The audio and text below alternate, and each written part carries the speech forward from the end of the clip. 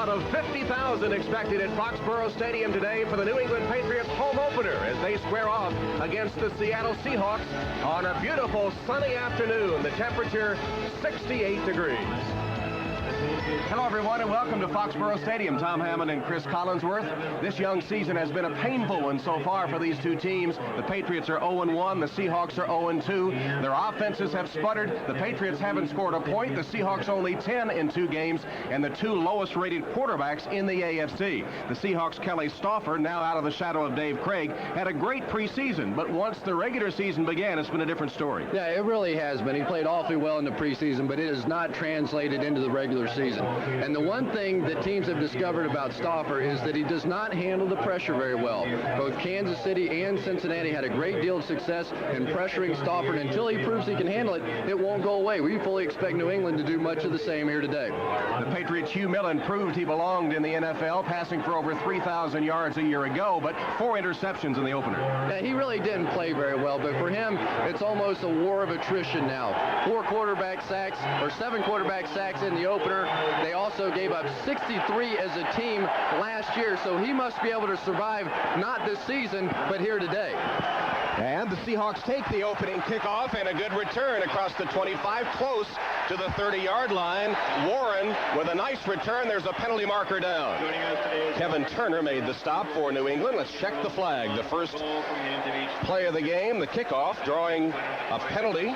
Jerry Austin is the referee. Holding number 30, 10 yards, first down.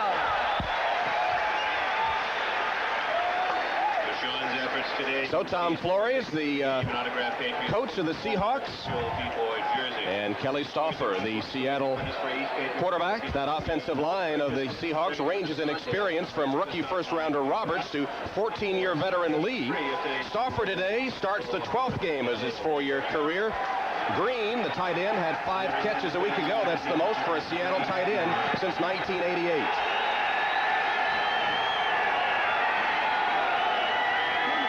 Move the ball back to the 19, where the Seahawks begin with a play-action pass.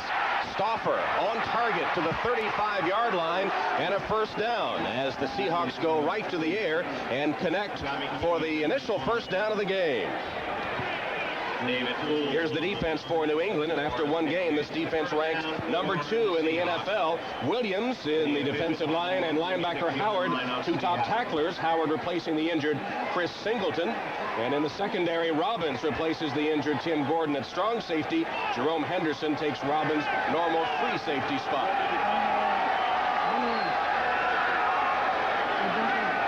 Pitch it back to Chris Warren.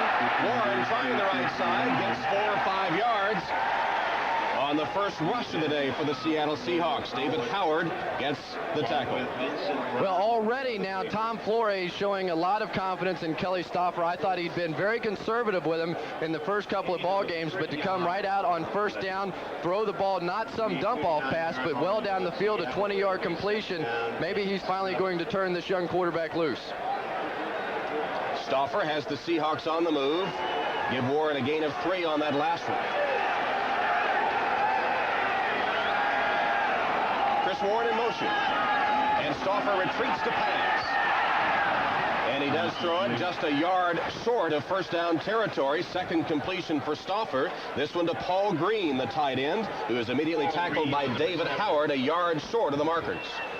Stauffer has already found his favorite receiver in this young season, and it is Paul Green, who has come over from the Sacramento Surge in the World League of American Football. Of course, for you true football fans, you'll remember that Paul Green was their tight end and played awfully well there and has picked up right where he left off. In a lot of ways, he says that it's easier, the fact that you don't have an off season, you're just ready to play the next one.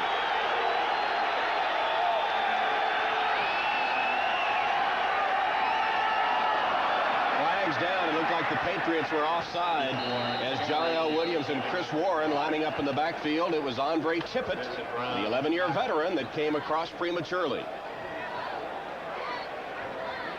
Offside, defense, 5 yards, first down. Watch Paul Green, the tight end, number 87. See if he moves just a little before the snap of the ball. You're going to see I don't know if I saw a lot of movement. I didn't see much of anything. I saw Tippett move. I didn't see Paul Green move. He was just ready to hit somebody. Yeah, I think so. First down, just short of midfield for the Seahawks, opening series of the game. Handoff to Cris Warren. And Warren into Patriot territory to the 44-yard line. Defensively, Jerome Henderson. Cris Warren has really made an impression on this Seattle Seahawks coaching staff. He is a 4th-round draft pick from Ferrum College. In Virginia. Big Ferrum College. He was named the State College Division Offensive Player of the Year for both 1988 and 1989. He is truly a talent. But he was a big-time recruit coming out of high school. In fact, started his career at the University of Virginia, then transferred to Ferrum, an NAIA school where he didn't have to sit out a year. Wide open out of the backfield is Warren, and he has another Seahawk first down. Johnny Remberg chases him out of bounds at about the 37-yard line, but Stauffer has the Seahawks moving. This drive began at their own 19-yard line, and he has them all the way down well into Patriots territory now. This is the most comfortable I've seen Kelly Stauffer of the 2 games that they've played so far this year. Maybe the burden of having to replace Dave Craig is finally begin to be lifted from his shoulders. He said the biggest thing for him when Dave Craig was here was the fact that all the other players always looked to Craig as the quarterback. Well, now they're looking to me. Stauffer under pressure, penalty marker down, and so is Kelly Stauffer.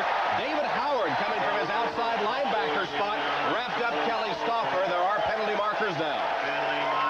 Boy, Howard is having a great game so far. He's been about the only defense the Patriots have mustered thus far. Holding number 56. Penalty is declined. Second down. Joe Toffelmeyer, the center, guilty of the hold. And David Howard working against Ray Roberts on the left side of the screen. I take that back. He came all the way around and beat the back. That was Cris Warren, and there was a hold on the play anyway. But David Howard has really filled in very nicely for Chris Singleton, a #1 draft pick. They haven't missed him at all. So now it's 2nd and 16. Nickel defense for the Patriots. And the Seahawks give it to Warren. And Warren charging ahead. Gets much of that penalty yardage back. Rod Smith, or that sack yardage back. Rod Smith, the rookie, 2nd-round draft choice out of Notre Dame, had to make the tackle on Warren, who's already rushed for 21 yards. In trying to handicap this game today, you had to assume that given the success that the Seahawks had running the football last week against Kansas City, they were going to have at least that much success against a slightly inferior New England Patriots defense. And so far, that's exactly what's happened. 3rd and 6. Jones and Johnson are on for the Seahawks.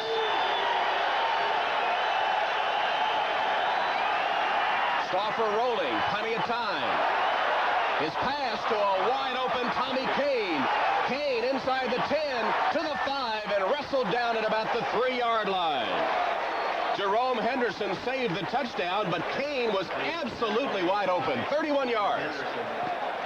Tom, it looks like that the New England Patriots have never seen a passing game before. They're leaving people wide open in the middle of the field. Oh, there you saw it. Number 37 for the Patriots, that's Maurice Hurst, got picked off by his own man. It was bump and run, man-to-man coverage that left Tommy Kane all alone. Another big play. Randy Robbins and Maurice Hurst colliding, leaving Kane wide open. One of the dangers that you run into on the field in running man-to-man coverages is that not only can you be picked off by opposing players, but more often than not, you can run into your own man. That's exactly what happened there, and it cost New England a big play. And there's Maurice Hurst, who collided with Robbins, and Hurst is injured on the play. Hurst, the 4-year veteran out of Southern University, who started all but 3 career games for the Patriots and led them in interceptions a year ago. Kelly Stauffer, a perfect 4 for 4, has the Seahawks in scoring territory. Maurice Hurst on the New England bench, being looked at after being shaken up on that last play. And that means that Rod Smith is going to get a chance to get into the ball game. A rookie from Notre Dame. He was the fastest player on the Fighting Irish team a year ago, and they really feel like that he is the future at the cornerback position for the Patriots. 9th play of the drive. 1st and goal, Seahawks. Warren to the corner for the touchdown.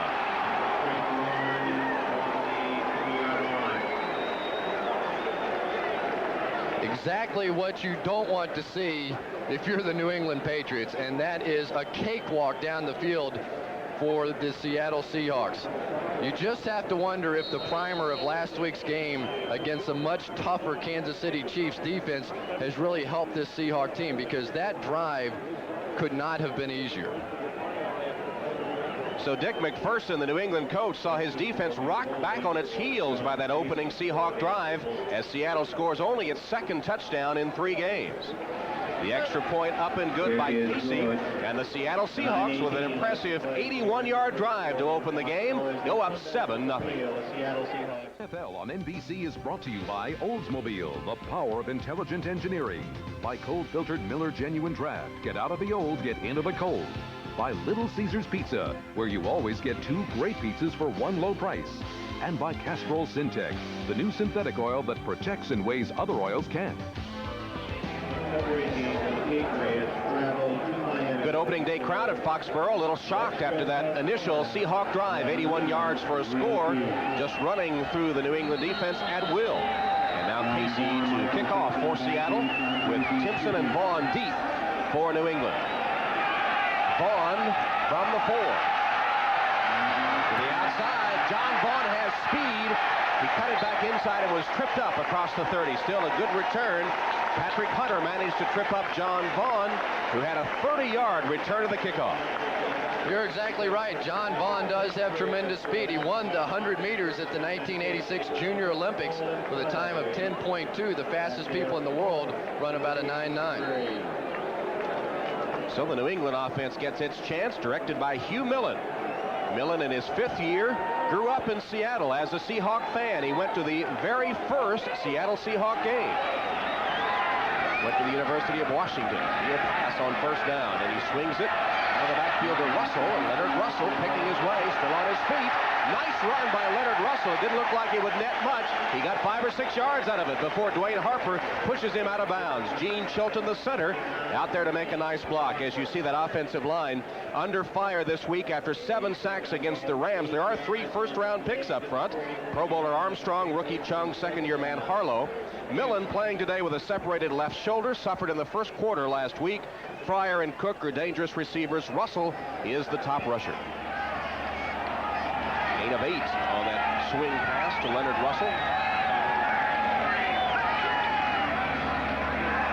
And here is Leonard Russell. Stopped for a loss of a yard on that play by Joe Nash, who got penetration for the Seahawk defense. Like the New England offensive line, the Seahawks defensive line has 3 first-rounders, Bryant, Pro Bowl player Kennedy, and Woods. Porter leads the team in tackles and sacks. And in the secondary, it's Harper, Blackman, Robinson, and Hunter. Yeah, and that is a good secondary. But it was interesting to see the Patriots come right out and throw on first down, almost a confidence builder for that offensive line. 2 tight ends on 3rd and 1, Cook and Coates. That's Cook in motion. Hand off to Russell, the tailback, trying to get to the first down marker and held just short, I think, as a couple of Seahawks clamped on and held on, preventing Russell from getting the first down by about half a yard. McPherson eyeing it. Look, how close are we, he's saying. Should I go for it early or not? Well, last week they missed on 4th down. A lot of times coaches will get a little gun shy. If they don't have success on 4th down the first time around, they are not yet to midfield. They'll bring the chains out. So if it is short, which I believe it is, it'll be decision time for Dick McPherson. I thought it was clearly short, but yes, it is. So the punt team onto the field for McPherson. They came up half a yard short of the first down.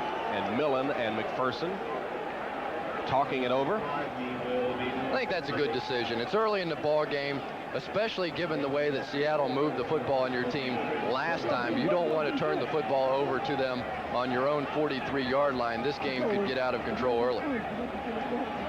Sean McCarthy had a workout a week ago, as you see.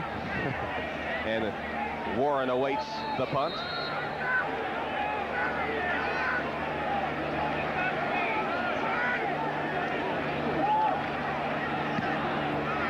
Good kick by McCarthy. Warren backpedaling to his own 5-yard line. And the Patriots with good coverage surrounding Warren and taking him down at the 11. Good special team coverage led by Marv Cook of the Patriots after a 52-yard punt, only a 5-yard return.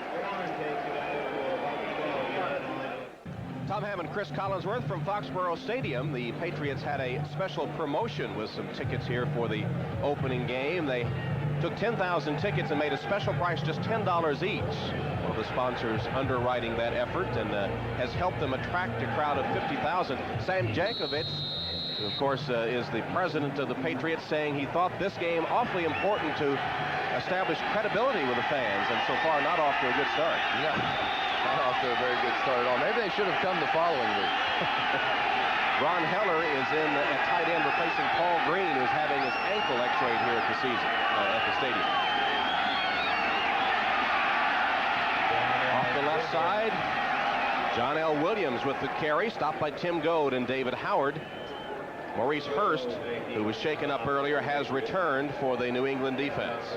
Just to go back and make the point, I'm sure most football fans realize by now that the rule on punt returns is that you don't back up and catch it inside your own 10-yard line. Well, that's exactly what Seattle's Chris Warren did, and now they had a terrible field position to work with. Clearly, if you had just let that ball bounce, they would have gotten it out to the 20.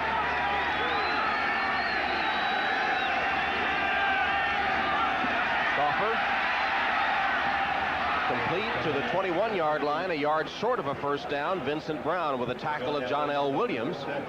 It'll be 3rd and short for the Seahawks, who lead 7-0 with 6.5 left in the opening quarter.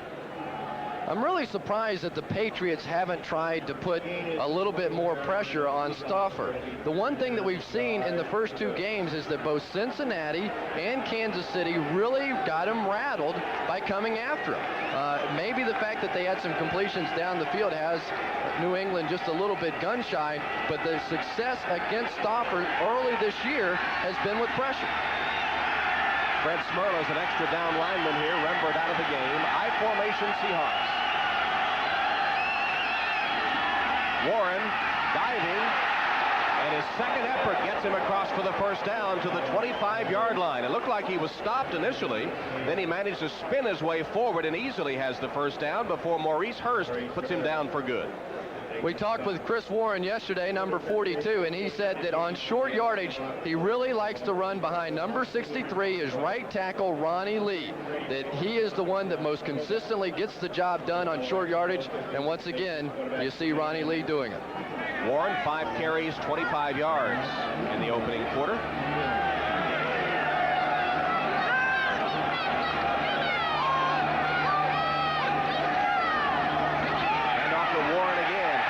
And dropped for a loss this time by Andre Tippett. Tippett, in his 11th year, says he makes up with experience and intelligence what he lacks in physical ability these days. Well, next Sunday, NBC Sports has an NFL doubleheader coming your way. Starts at 12:30 Eastern with NFL Live. Some of you will see Jim Kelly and the Buffalo Bills battle the Patriots. Others will see a classic rivalry renewed as John Elway and the Broncos face the Browns. Then in the second half of the doubleheader, some of you will see the Seahawks host the Dolphins or the Jets take on the Rams. That's next week here on NBC. Warren finds the seam, cuts to the outside, and finally tackled from behind after a gain of 9 yards. Chris Warren off to a good start, picking his way forward. And the Seahawks again close to a first down. David Howard gets another tackle. This has been fairly easy so far for Seattle.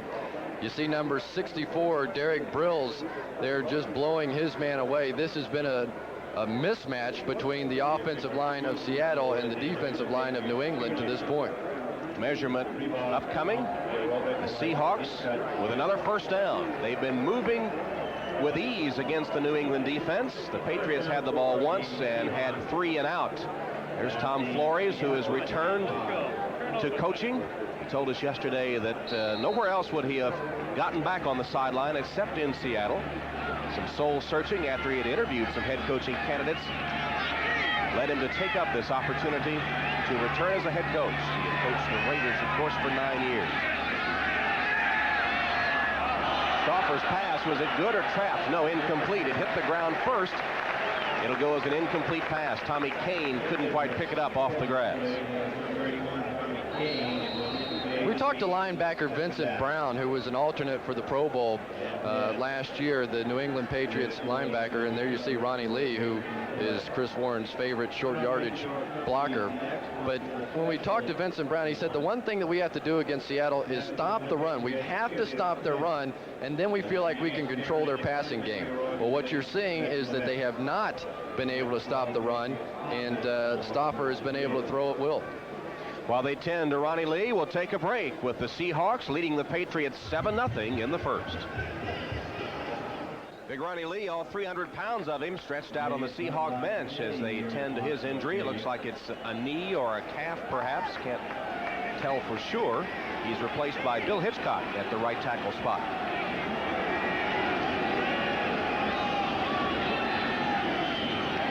John L. Williams.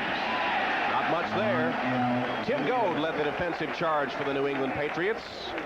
Goad is the nose tackle for Joe Collier's defense, which has been shredded so far by the Seahawk attack.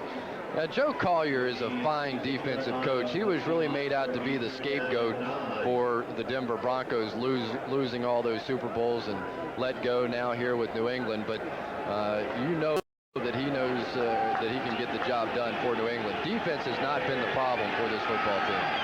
See the great disparity in time of possession. Here's the dime defense on the field for the Patriots, 3rd and long.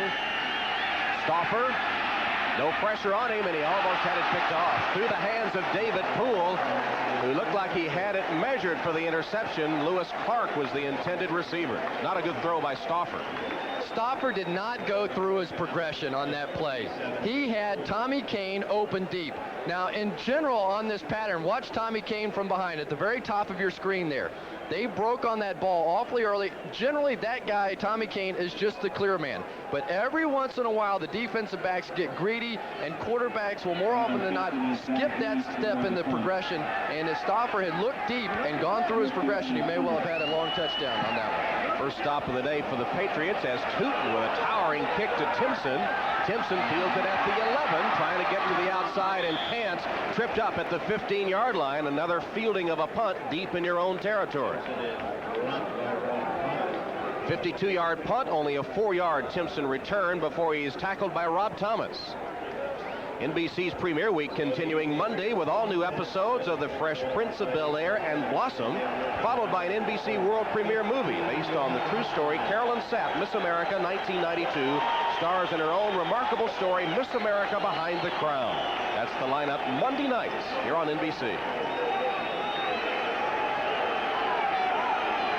Well, 3 plays so far in the first quarter with only 3:10 left for the Patriots. Let's see if they get something going from their own 15.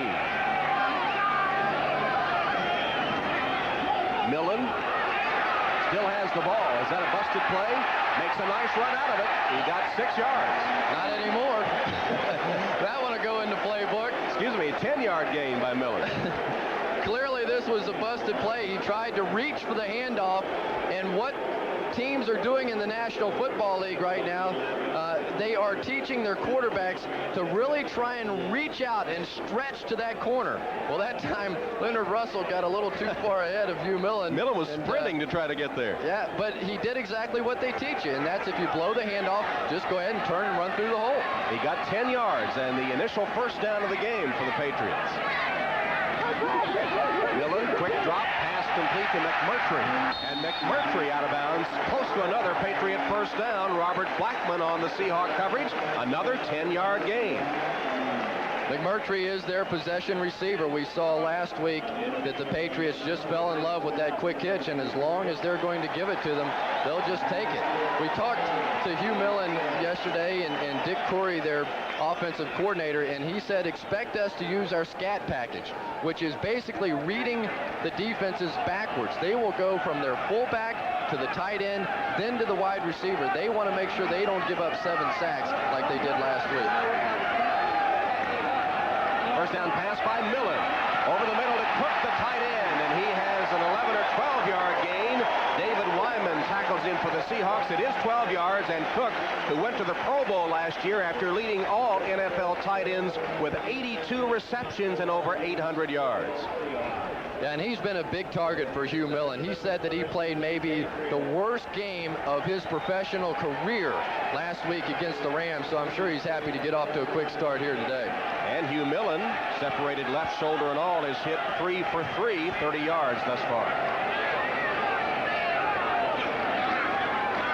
And off to Russell, and the Seahawks ready for it. Throwing him back is Terry Wooden. Wooden, an outside linebacker in his 3rd year from Syracuse, played for the Orangemen under Dick McPherson, and his brother JoJo is a defensive end on this year's Syracuse team.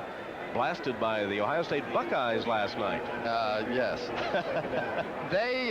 This was the first time during the course of this ball game that we have seen the Seattle Seahawks in their 8-man front. They used it almost exclusively last week against Kansas City. They guessed right that time that New England would run, and they were able to shut it down. Final minute of the first quarter, Seattle up 7-0. Millen hit the ball loose and picked up by one of his linemen, Gene Chilton, the center. Millen was hit before he ever had a chance to set up. And that had to hurt with that separated shoulder. It was Jeff Bryant that got the penetration. I believe it may have been Cortez Kennedy. Yeah, it was. Number 99.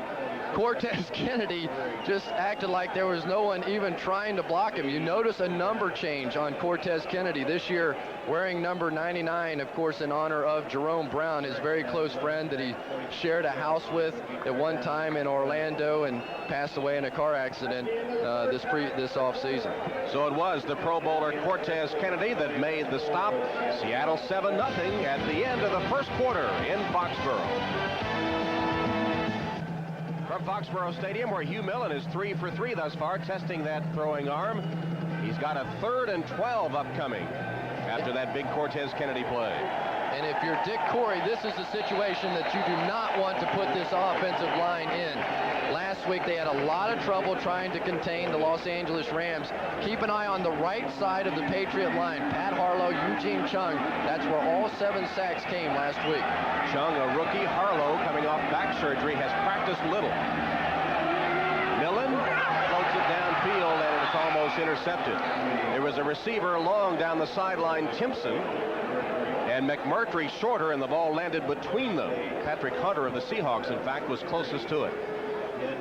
I watched the ball game last week against the Rams, and I was amazed at the style of offense that the Patriots were using. It seemed that it was either a bomb 50 yards down the field, or it was a 5-yard hitch or something out of the backfield to one of the backs. They have had almost no success so far this season in throwing those intermediate routes. Short kick by McCarthy. Warren calls for a fair catch and takes it at the 24-yard line. Well, Patriots had the offense going for a moment, but it stalled, and only a 30-yard punt by McCarthy, so Flores and company with pretty good field position, leading 7-0. This Patriot offense has been stuck in neutral since they kicked it off last week. The closest they got to the goal line was a 38-yard field goal attempt, which they missed. And they was never even close to scoring a touchdown. In neutral, not even in first gear? Not even close to first gear. And here, once again, they can't get over the 50-yard line. Yeah, they're going to have to double clutch then and get something going. The defense back on the field. Fred Smerlis in at the nose tackle, replacing Tim Gold on this series as Williams goes in motion, and the handoff is to Warren.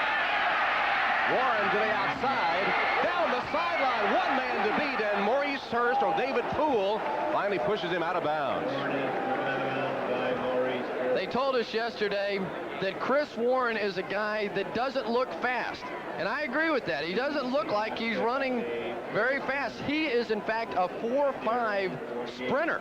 With 4.5, I know I wasn't the fastest guy in the world, but that's what I ran playing wide receiver, and he weighs 220 pounds.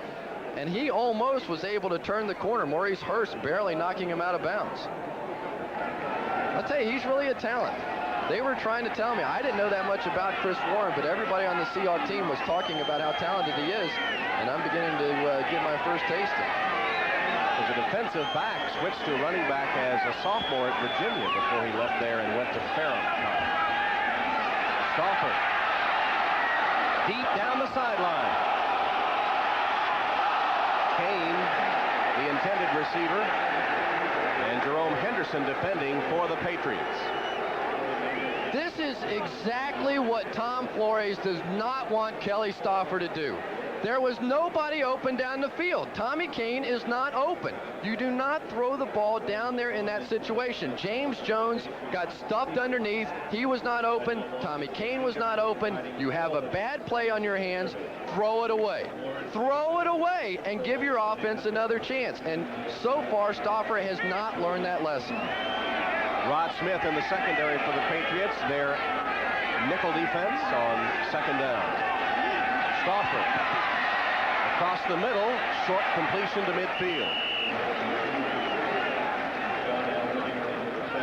John L. Williams taking the pass, and David Howard on the tackle.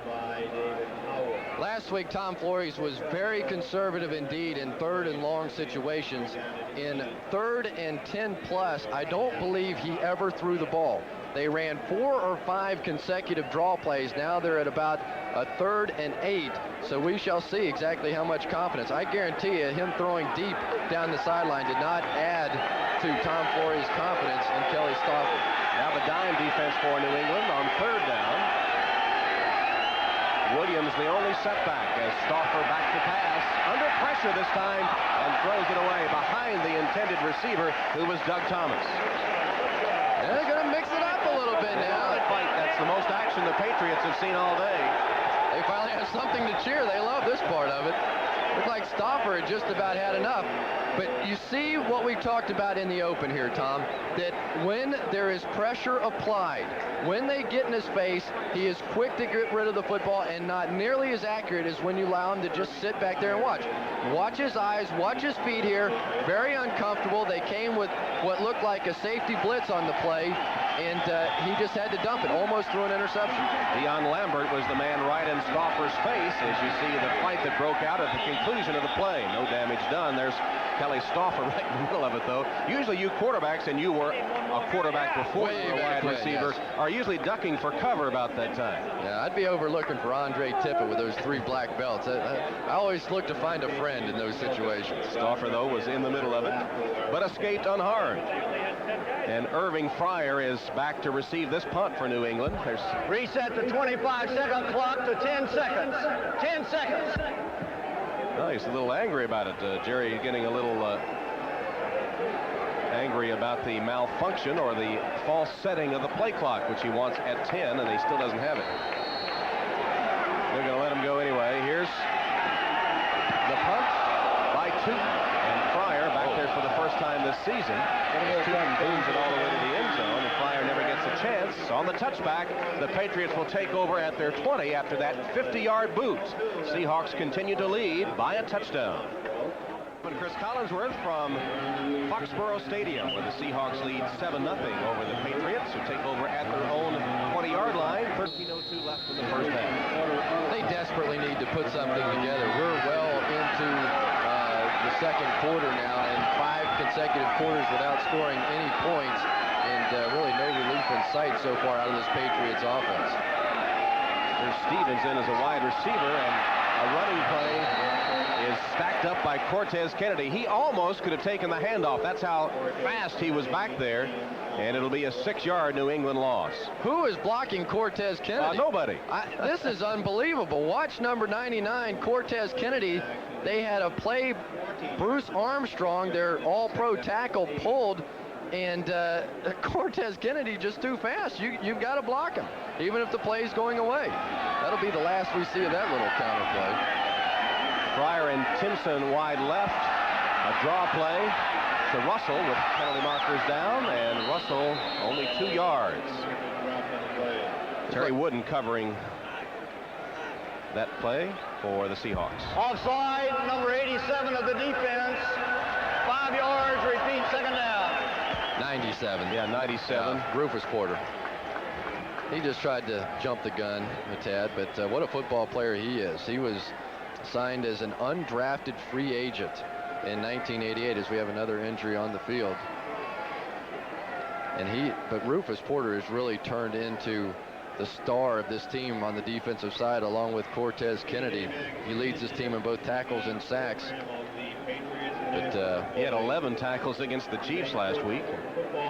Robert Blackman is the injured Seahawk player, the starting strong safety. And we'll take a break. On NBC is brought to you by Acura Automobiles. Experience precision-crafted performance. By cold-filtered Keystone, Keystone Light, and Keystone Dry. Bottled beer taste in a can. Wouldn't that be great? By Goodyear, #1 in tires. And by Allstate Insurance Company. You're in good hands with Allstate. Robert Blackman might have taken a shot in the ribs. It looked like he was grimacing while holding his ribs. He is replaced in the secondary by Nesby Glasgow, who was drafted by the Baltimore Colts. That's right, Baltimore Colts in 1979. Patriots have only 36 yards total offense so far. Millen completes it to Russell. Russell retreating, looking for blockers. Instead finds Cortez Kennedy. Cortez said, look what I found. That's what happens, though, if you hustle the way that Cortez Kennedy does. Completely out of the play. Absolutely no chance of ever making this tackle. You'll see him here, number 99, going to rush the passer, double teamed as always. Now he'll turn around and say, well, I might as well just try in case for the film, you know, I get in trouble. And wait a minute, here comes Leonard Russell. Let me get a little piece of him. Little kiss on the cheek. Thank you very much. Tackle for a loss. Exactly what Leonard had in mind. 5 carries minus 4 yards for Russell now. Millen on 3rd and long. Steps out, delivers. Fryer, was he in bounds? Yes, the catch good, but I think he's short of the first down. Now how can a veteran like Irving Fryer come up a yard short of the first down? Answer that one for me.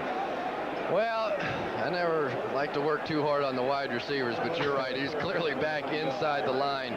The hard part I guess about the ball was delivered there for one thing. Well, it's the only place he could catch it. But again, in that situation, you have to drive up well past the sticks because you know the quarterback's going to draw you back. You're exactly right. That's a mistake by Irving Fryer. Warren awaiting the punt by McCarthy. Has it at the 29. Slips a couple of tackles and then taken down. So that was a 42-yard kick and a 3-yard return. Now Stauffer's turn. Dick McPherson had a death in the family yesterday. His sister passed away. He missed practice attending her funeral.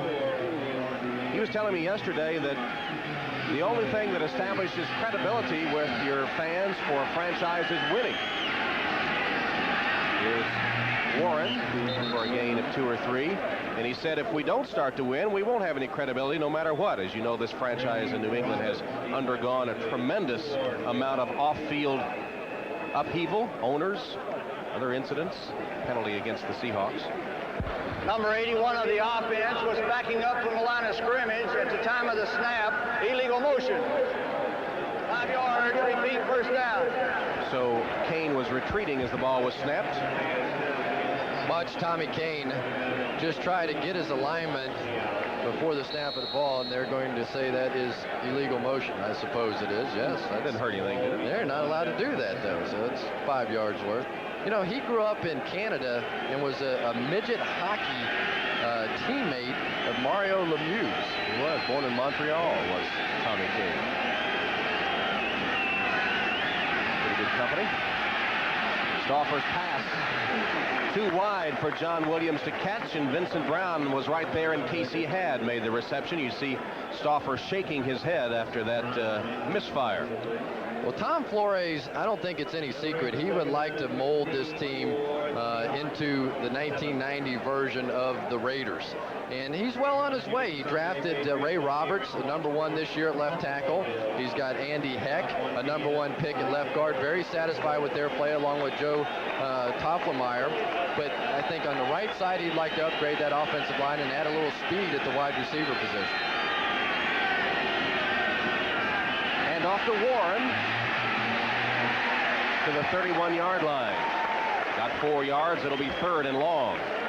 Howard and Edwards making the play. Tim Edwards just activated this week from the New England practice squad. He was on the practice squad all last year. A 12th round draft choice from Delta State. And another injury. This is the third or fourth Seahawk to go down in the game, and I think it's Chris Warren, their leading rusher. And Warren has been off to a good start, carrying the bulk of the ground game for the Seahawks, who lead 7-0 with the clock showing just under 10 minutes left in the opening half. Warren, well, it's not Warren, it's Ron Heller, I believe. Ron Heller, tight end. 82, a tight end. It's like he banged his wrist.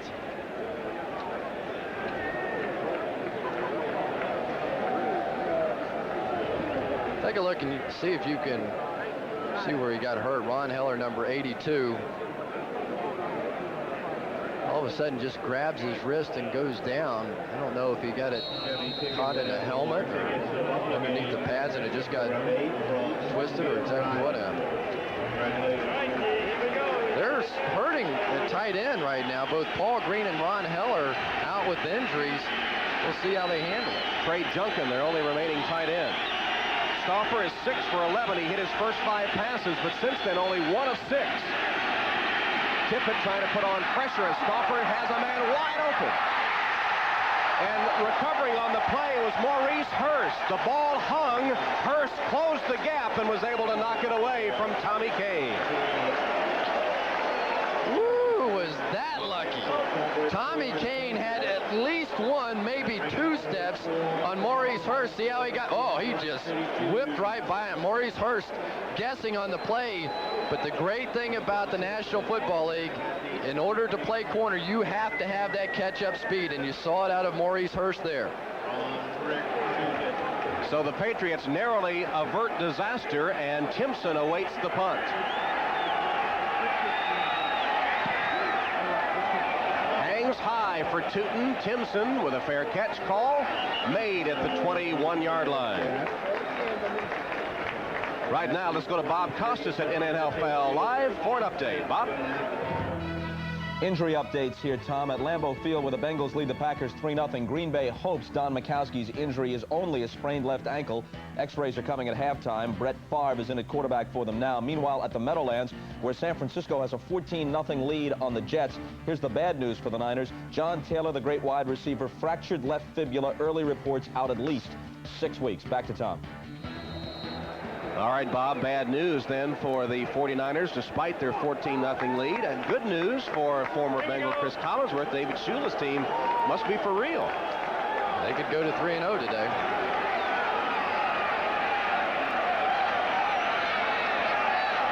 Miller's pass deep down the sideline and knocked away. Never had a chance, really. Pryor was there, but Dwayne Harper was step for step with him, and Harper knocked it away. There's a flag on the play. Good position by Dwayne Harper. Use of hands. Number 99 to the face. 5 yards. First down. Cortez Kennedy trying to get a piece of somebody's face in there. Tom Flory's not wanting to see the big mistake, but take a look at Dwayne Harper. I mean, Irving Pryor can absolutely fly. You'll see Cortez Kennedy here applying the pressure, and yep, he got the hand up underneath the face mask.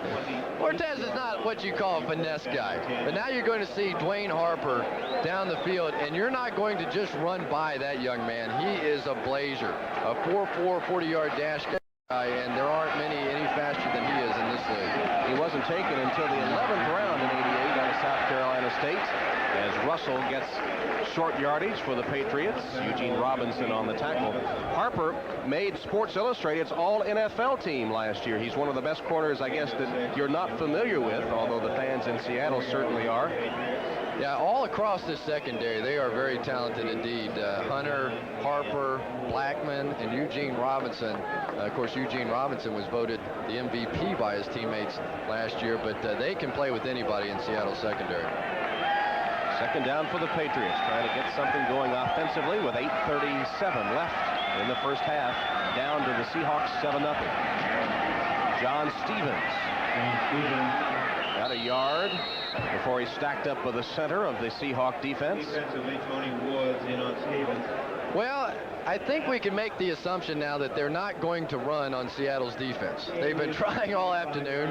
It's not working. McPherson really is going to have to make a decision here. He would much prefer to run the football in this ball game. It has not worked. After giving up 7 quarterback sacks last week, he really doesn't want to put Hugh Millen in that position very often, but they simply have not had enough success running the football. They've had some success throwing on first down. They're going to have to rely on that formula.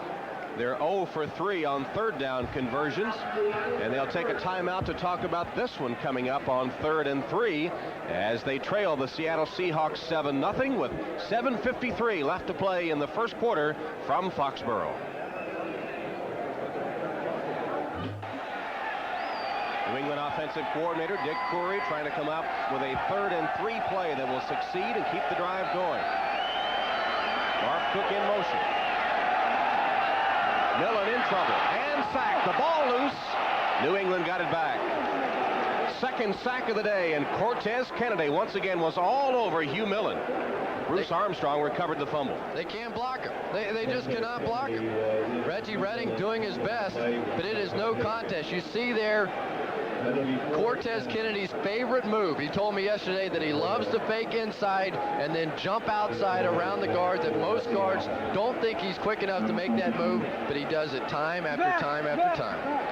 McCarthy to punt. Another good one. Warren from the 24. Chased down and slipping tacklers. Back to the 25-yard line or so before Tim Gordon makes the stop. McCarthy booted that one 49 yards. Credit Warren with only a 1-yard return. Reminder that next Sunday we'll have NFL doubleheader for you here, starting at 12:30 Eastern Time with NFL Live. Some of you will see the Bills take on the Patriots. Others will see John Elway and the Broncos against the Cleveland Browns.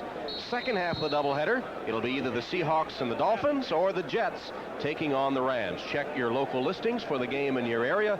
Doubleheader week next Sunday on NBC.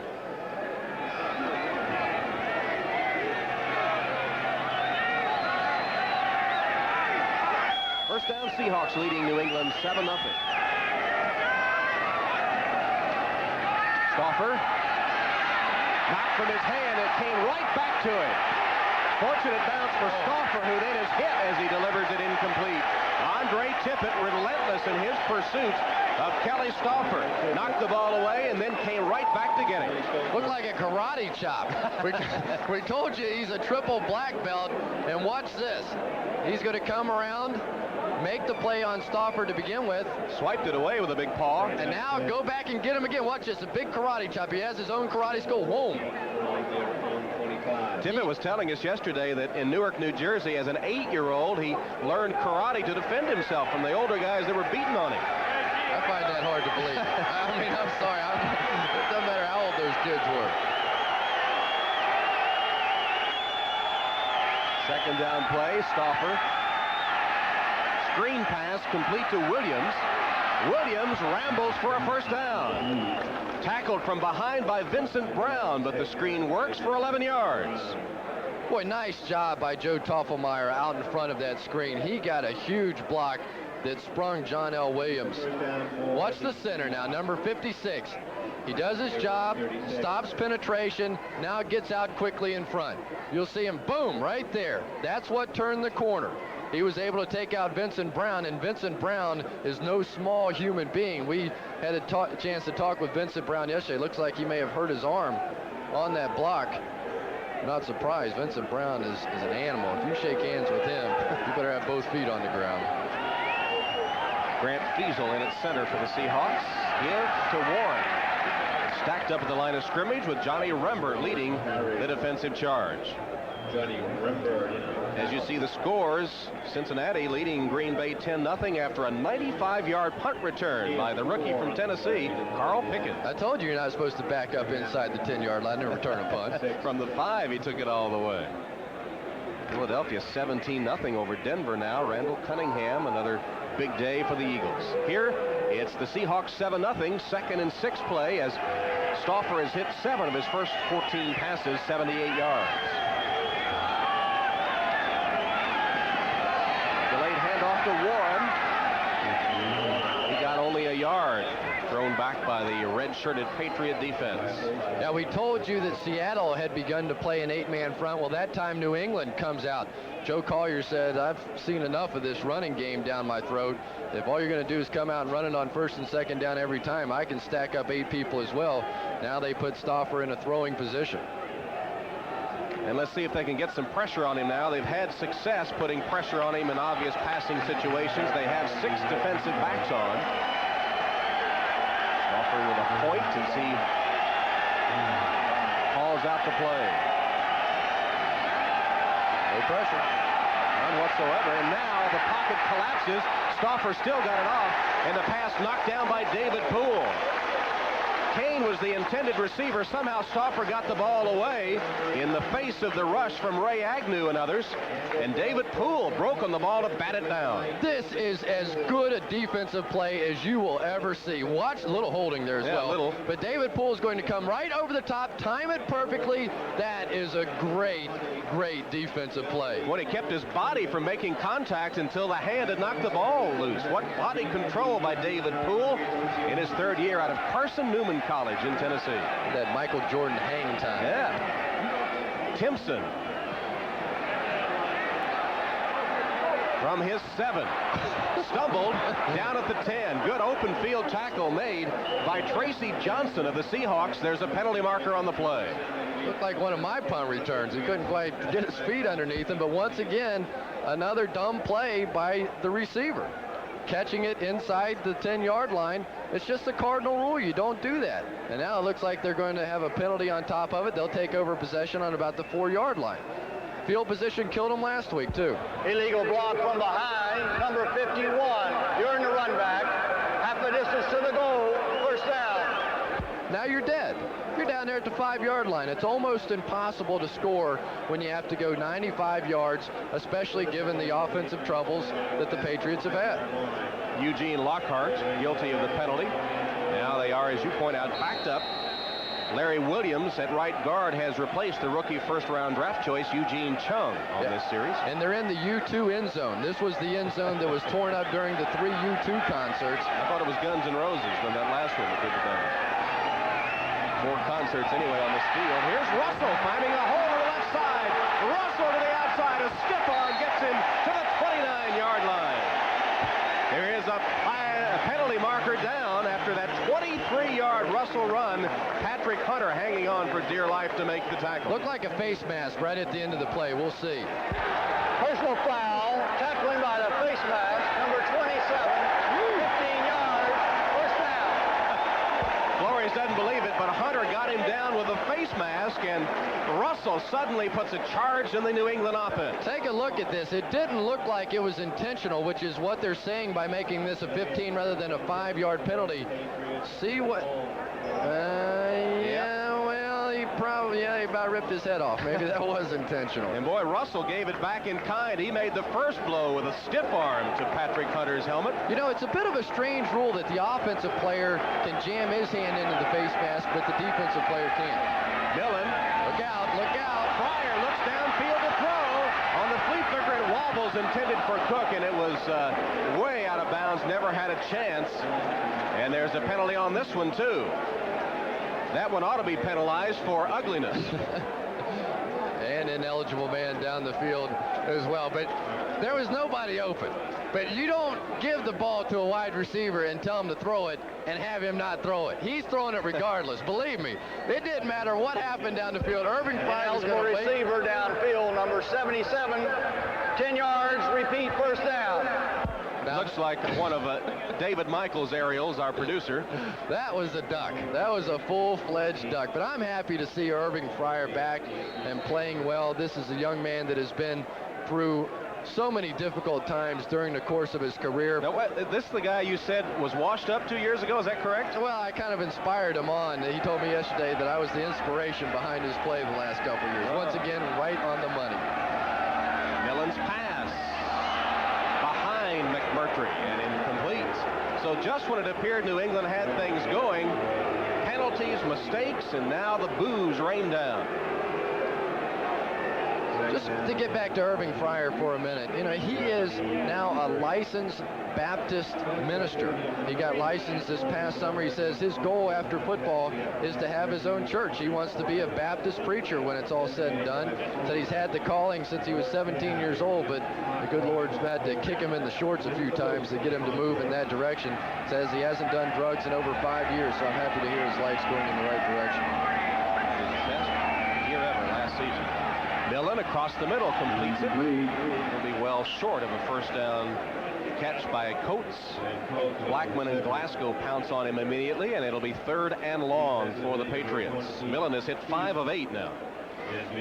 But for the most part, they've been the short ball control variety. Here they are, 3rd down and 13. And as coaches like to say, you make the call here, because this is not a pleasant situation. You're only down 7-0 in this ball game. It'll be interesting to see just how risky Dick McPherson is with this play. Millen trying to buy some time as he rolls. Being chased and sacked. 3rd sack of the day by the Seahawk defense. He's back to the 29-yard line. That time it was Rufus Porter, the leading sack master on this Seahawk team.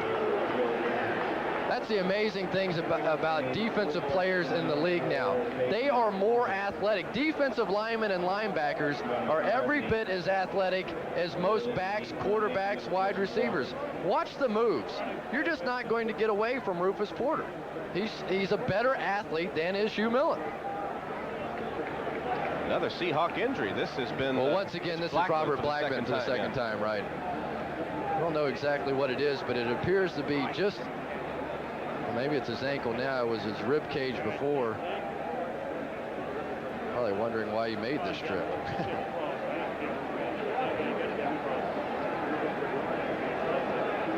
Blackman in his 3rd year out of Baylor. Limping to the sideline. He's the big hitter in that secondary. Looks like he's taken a few today.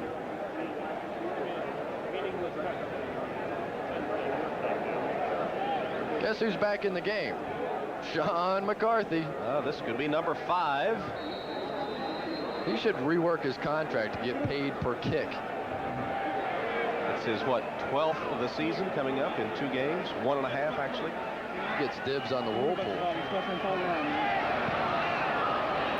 Doing a good job with it anyway. Warren, fair catch at the 26. Stay with us now. Coming up at halftime, the Domino's Pizza NFL Live halftime reports. Bob Costas, O.J. Simpson, and special guest Buddy Ryan will have scores and highlights, plus Gail Gardner with a feature on the Cleveland Browns' rejuvenated receiver Mark Bavaro. That's all coming up at halftime on the Domino's Pizza halftime report. How about old Buddy's looking good, isn't he? All that time on the horse farm in the great state of Kentucky seems to have done him well. I thought he'd be back in coaching now. What do we have, 9 coaching changes, something in the offseason? I thought he'd be back on the sideline. You know, I talked to Hugh Culverhouse, the owner of the Buccaneers, and he very seriously considered him for that job before hiring Sam Weich. Happy with the decision he made, I would guess. Blitz coming from Tippett. Seahawks pick it up. There's a flag down as Warren makes the catch and is out of bounds around the 35-yard line, chased out by Vincent Brown. There's a coming marker dropped at the 22. Boy, there have been a lot of penalties in this game so far. Very sloppily played game. Not illegal unexpected. formation. Number 81 is covering up the end. 5 yards. Repeat, first down. Covering up the end. Now that means that he was on the line of scrimmage while there was another eligible wide receiver inside him.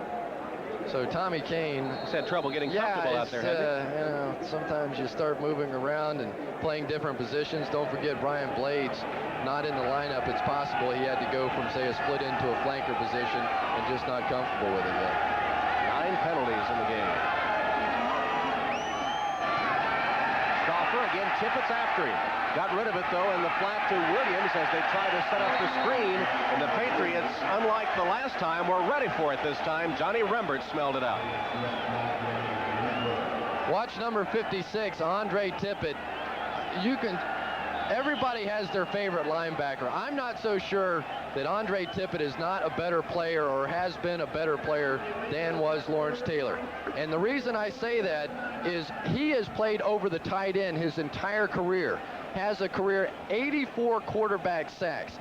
Lawrence Taylor has about 110, 115, but he played on the offside without a tight end in front of him.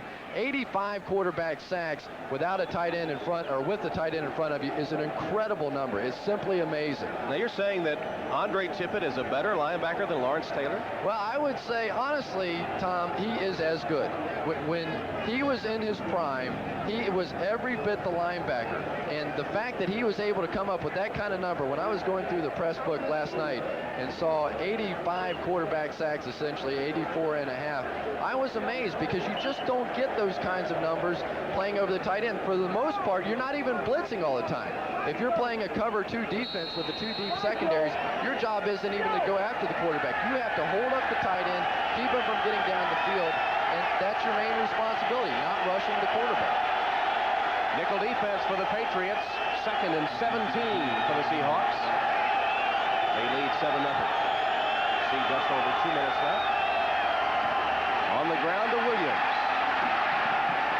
Coming up from the corner and making a nice tackle, the rookie Rod Smith. And the clock stops at the 2-minute mark for the 2-minute warning. If you're a fan of punts, you've liked this one so far. Tom Hammond, Cris Collinsworth, 2 minutes left in the first half from Foxborough. Seahawks 7-0. Has it been good defense or inept offense? A little bit of both, to be honest. But now we've got a situation where the Patriots will have a chance to get the football back. It's a 3rd down and 15. It's a dangerous play now for Seattle. They don't want to turn the football over, but at the same time, they don't want an incomplete pass. They want to make New England burn a timeout after this play. Don't be surprised to see some kind of a draw. 2 of 5 on 3rd downs for Seahawks. Stauffer looks way downfield. Nobody's going to get that one unless it's a Patriot, and it was Jerome Henderson that had a chance to make the catch. Clark was the intended receiver, and once again, you're right on the money with the call as they go deep. But you know what that was? That was a punt. Oh, okay. That was a punt. If they make the interception, exactly. They said, the heck with it. If they make the interception, we'll tackle him. He can throw it farther than our kicker can kick it, so why not? And that's what that play is. You tell your wide receiver on that play, just make sure you make the tackle. Quarterbacks don't like that call, and he should have run a running play. Now they didn't have to use their timeout. Tootin will kick to Timpson, and the Patriots will get the ball. High snap. Tootin pulled it down and got it away, and another good kick. The punters have been outstanding. Timpson from his 24. Can he make the corner? No, tripped up at the 31-yard line. Another good open field tackle. Nesby Glasgow got a piece of it. 53-yard punt, and Timpson brought it back 7. Well, now you get into the 2-minute offense. You have a chance to put in your wide receivers, all 3 of them. They don't have 4 wide receivers on this team. They only have 3. They've been trying to find another one, have not been able to. But here's a moment in the ball game.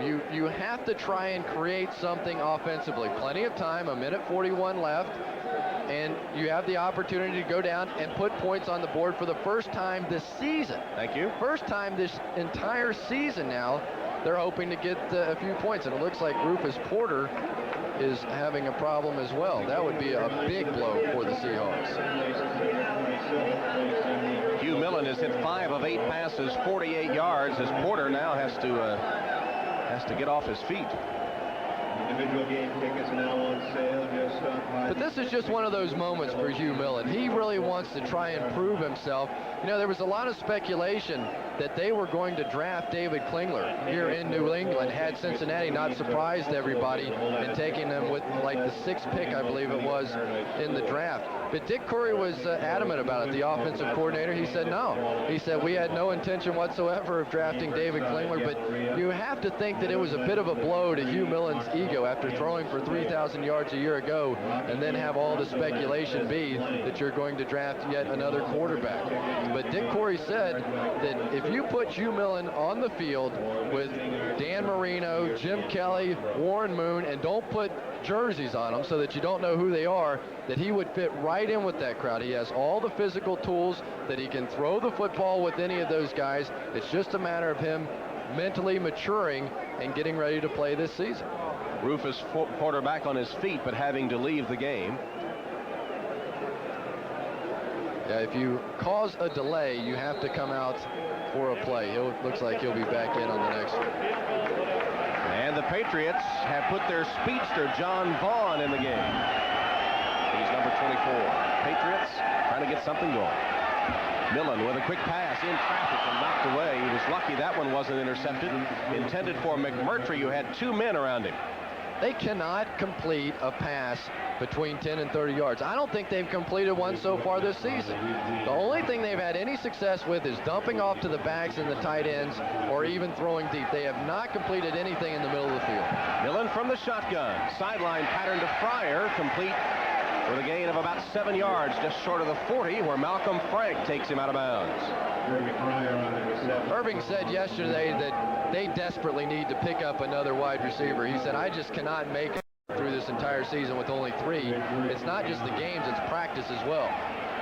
Millen loads and fires incomplete to Cook on the sideline. Well, finally these Patriot fans have had enough.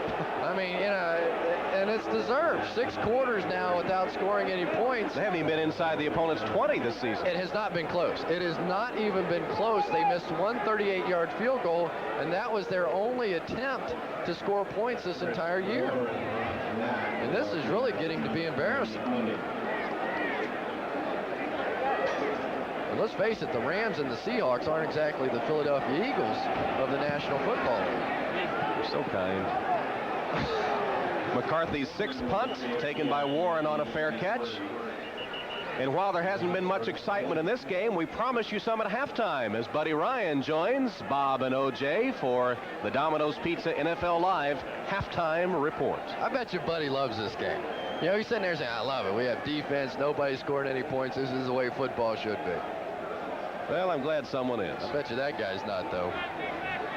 Dick McPherson has had an unpleasant weekend to date.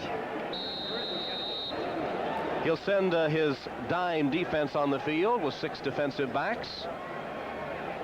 With 1:24 remaining in the opening half, 7-0 Seattle. They scored on an 81-yard drive, the opening drive of the football game. And the worst part about that New England non-drive, 3 and out, is that now you've given Kelly Stoffer a chance to put points on the board for the Seahawks. We'll see how he fares. First down pass.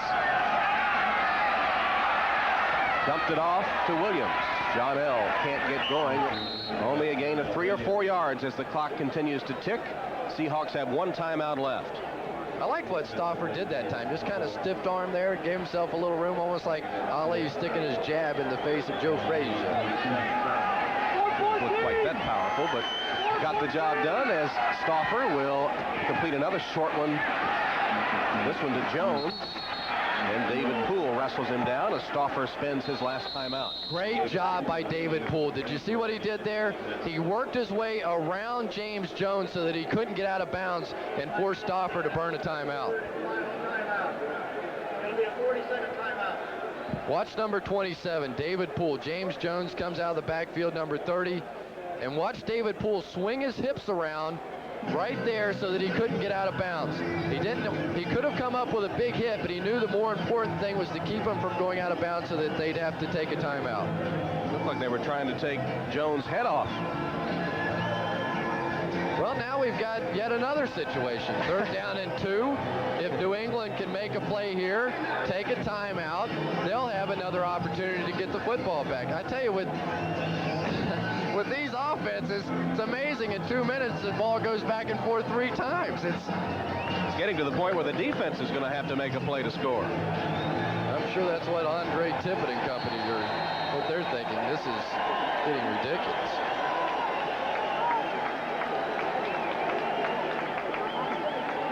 should the Patriots get the ball back, they do have 2 timeouts left. See if they can hold them here. They have the spread formation in, the passing formation. Showing some confidence in Stauffer. Draw play to Williams. And he has a first down, but the flag flies. Ray Agnew made the tackle, but not until Williams had the first down. Looks like it's going to be against the Seahawks. Big break for the Patriots. Holding number 66 of the offense. 10 yards, repeat, 3rd down. Left guard Andy Heck with a hold. And only 7 seconds ticked off the clock. Now, I'd be willing to bet $1 to a donut here that they're not going to throw the football. Any time last week they were in 3rd and more than 10, it was a draw. We'll see. They went with the rollout and threw deep the last time, but with only 42 seconds left, you don't want to make it too easy on the Patriots. Well, probably not afraid of the Patriots offense. Getting deeper and deeper. Here's the draw play. You called that one correctly. John L. Nothing there. Taken down. The crowd's calling timeout. And the Patriots finally do with 34 seconds left. So New England will get a chance before halftime. Well, the nice thing about this game is they're giving the end zone grass plenty of time to grow. It's just one of those. They had the concerts, and they wanted to make sure that the grass was nice and green for when the Buffalo Bills come in here next week.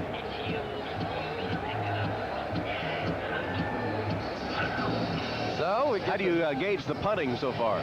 It's been outstanding. It really has been. Oh, boy, I tell you, I am a big fan of the punting team. You see Tootin, and he doesn't even, most kickers, they go out there and they take that practice swing, like a golfer. They'll kick a couple times and try and get themselves loose, but really no need for Rick Tootin. He's kicked 5 times already. He's ready. And McCarthy's kicked 6, is that right? 11 first half punts. Last week, the 49ers and the Bills went through the whole game. We're going to have back-to-back records. No punts one week and the most punts the next.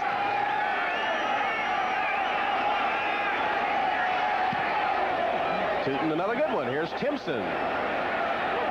From the 20, fell down and immediately is covered. So it'll be an 80-yard march if the Patriots can pull it off for the first time. Rob Thomas made sure that Timpson didn't get up. 54-yard Tootin punt. We joked about the grass down on that end of the field, but we've seen now 2 or 3 players slip, and this is an all-purpose stadium. It is not owned by the New England Patriots. They don't get anything out of this stadium. They don't get parking. They don't get concessions. They don't get luxury boxes. This is owned by a separate corporation, so they really had no say in the matter. And so far getting no points out of it here in the first half. Millen sacked. Cortez Kennedy, hello. Marker down. The flag flies as Millen is sacked back at the 6-yard line. I think they hit him too hard. They're playing that Matador defense on Cortez. 5-yard face mask, number 97. The ball will be taken all the way back to the line of scrimmage and repeat first down. Oh, boy. Rufus Porter back in the game, called for the face mask. Yeah, the Matador on Cortez are just waving him on through as he goes through the cape because no one has slowed him down even here in the first half. You think Cortez Kennedy's a little bit upset? Another cheap sack for him, and it's nullified by the penalty. You saw Rufus said, "I'm sorry, big guy. I know your dinner now." That's how you make your money, those sacks, if you're a defensive lineman. Millen steps up, and his receiver fell down. It was Timpson who fell down with 16 seconds left. Well, they're not even watching the football game in the stadium. There's been something going on in the crowd now for about the past 2 or 3 series, and they're singing and dancing, and the police are up there, and I think it's been a little more interesting in the stands than it has been on the field. I'm not even sure you throw the ball here, to be honest. I mean, you've taken your lumps. The last thing in the world, it's obvious you're not going to score any points, so just make sure that they don't. They will put it up. Millen's pass, a good one. But then, as I said that, it sailed behind Irving Fryer, so maybe not so good after all, and there were 2 defenders there anyway.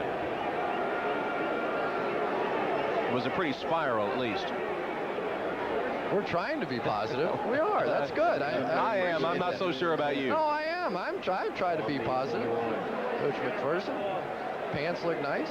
Good, clean, crisp-looking white shirt. Nice tie. Get a run.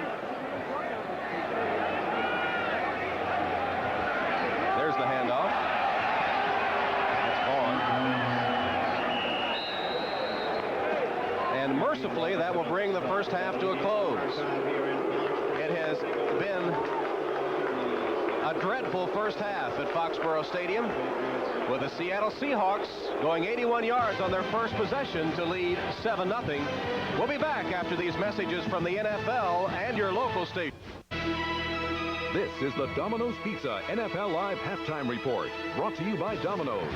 Nobody knows like Domino's how you like pizza at home. Gail Gardner joins us again, as she will each halftime this season. Mark Bavaro is a guy who didn't do much talking when he played for the Giants. Suddenly he's opened up in what is a surprising new phase of his career. And of course, I think part of it is that he has done something that I think was totally unexpected, perhaps even by him. You know, when he was released by the Giants prior to training camp in 1991, it was done in such a seemingly ungrateful manner that it caused a hue and cry among New York fans and media. In the offseason, he had bone grafted from his hip to try and replace the dead bone in his severely injured left knee. The Giants felt they would never see his face on an NFL field again. How wrong they were.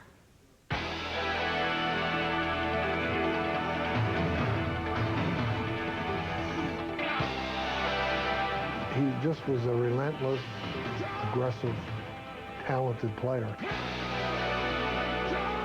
He just was physically a very imposing guy. He was all the things that a coach could want.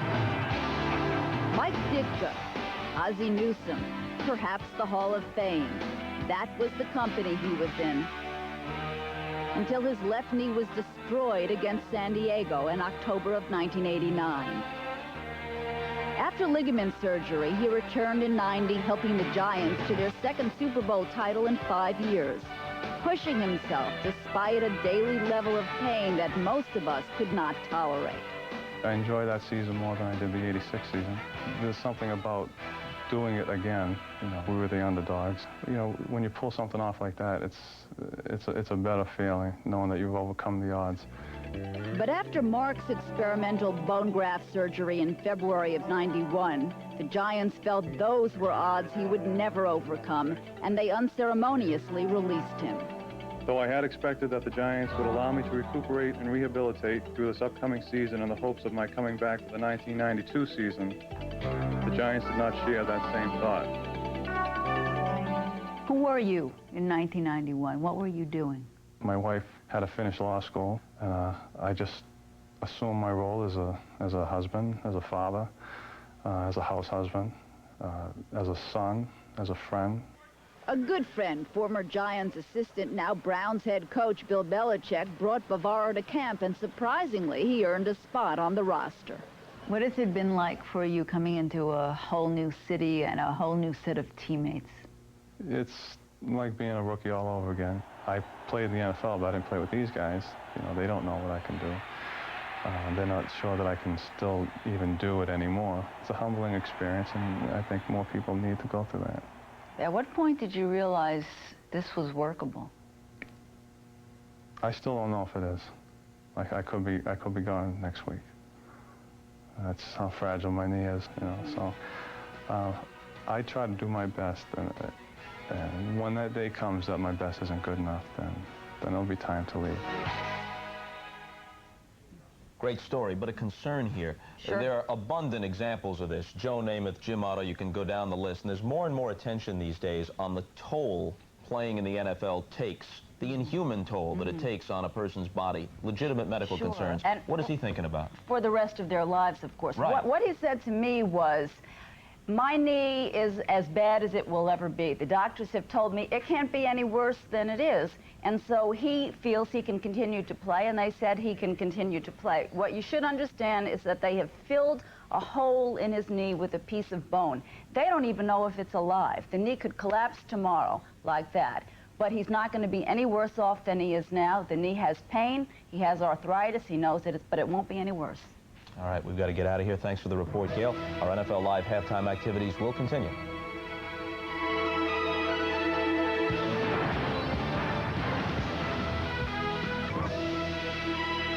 This is the Domino's Pizza NFL Live halftime report, brought to you by Domino's. Nobody knows like Domino's how you like pizza at home. All right, Bob Costas back, along with our guest in the studio this week, Buddy Ryan and O.J. Simpson.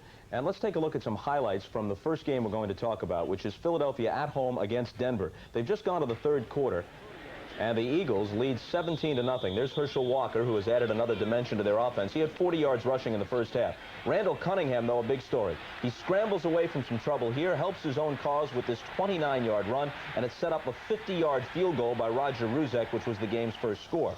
Cunningham, meanwhile, has thrown 7 touchdown passes to this point in the season, including 2 today, and hasn't had one intercepted. This is a 24-yarder to Calvin Williams. Later, he hit Fred Barnett for 34 yards, and the Eagles clicking offensively and defensively, leading 17-0, Coach.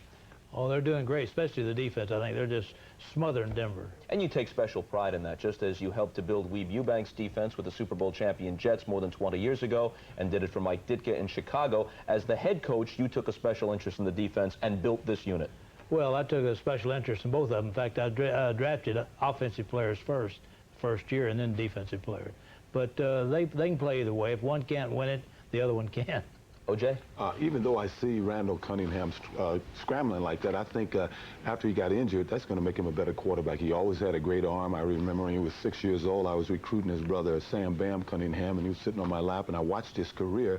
He can always throw the ball, but he was a scrambler, and all the big colleges wanted him to be a receiver, like this Marshall Falk kid down in San Diego. They wanted him to be a DB, but he stuck with it. He wanted to be a quarterback, went to University of Las Vegas, I guess, and I think you're going to see just what talent he has as a passer now because of that knee injury last year. I think there's some merit in that. We saw the 29-yard scramble, but in general, his yards per carry are down, and it looks like his willingness to take off is less than it was before the injury. I think it'd be a big mistake because he's the best athlete who's ever played quarterback, and you got to let him ad-lib and do his thing. That's where the big plays come from most of the time.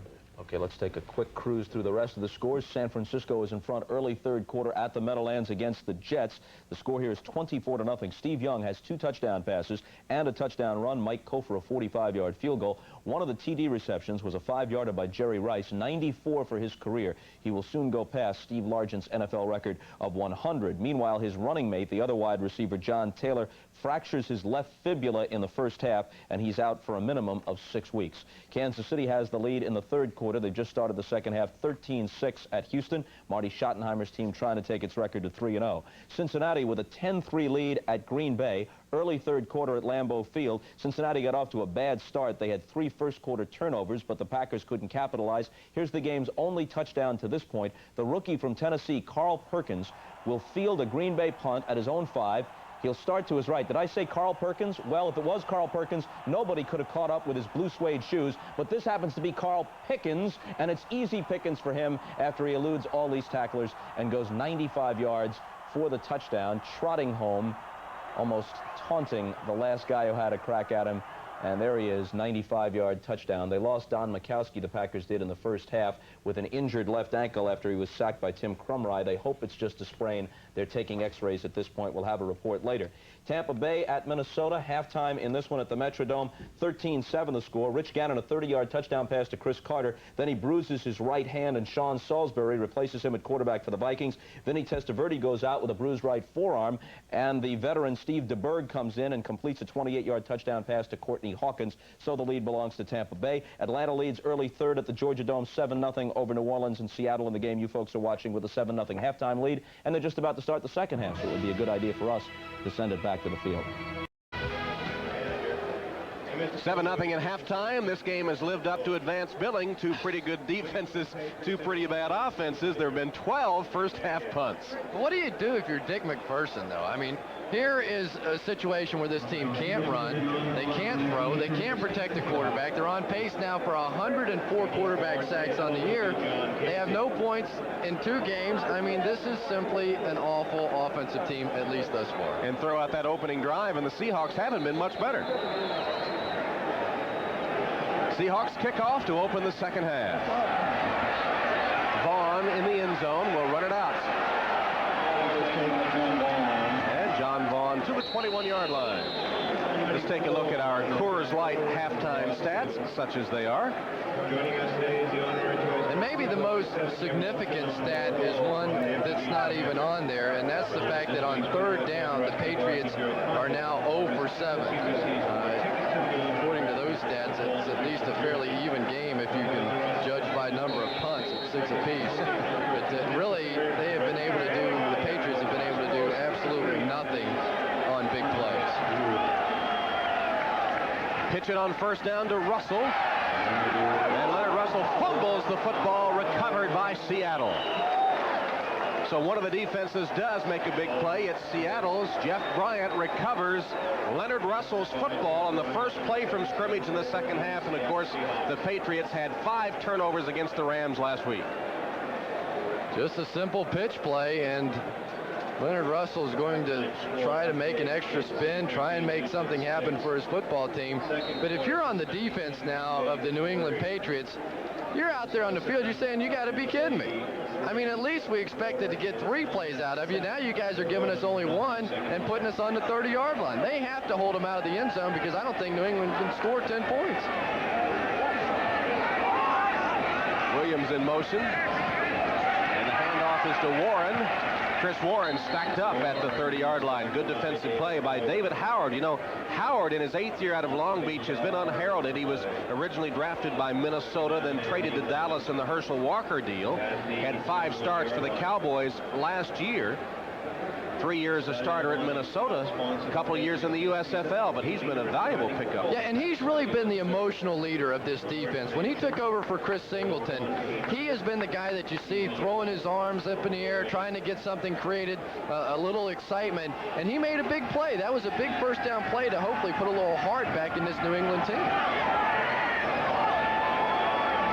Blitz coming. Stauffer chased. Dumps it off complete to Jones, and James Jones stopped by a brilliant open field tackle delivered by Randy Robbins. Boy, I tell you, if Randy Robbins doesn't make that play, James Jones walks into the end zone. Randy Robbins, a Plan B free agent from Denver. He was stuck behind Steve Atwater and Dennis Smith, maybe 2 of the best safety men in all of football. And take a look at this. With those blockers out in front, if Randy Robbins doesn't make that play, he is gone. Seattle had the right play called for the situation. It really was. The one man made it happen. 6 defensive backs now for the Patriots.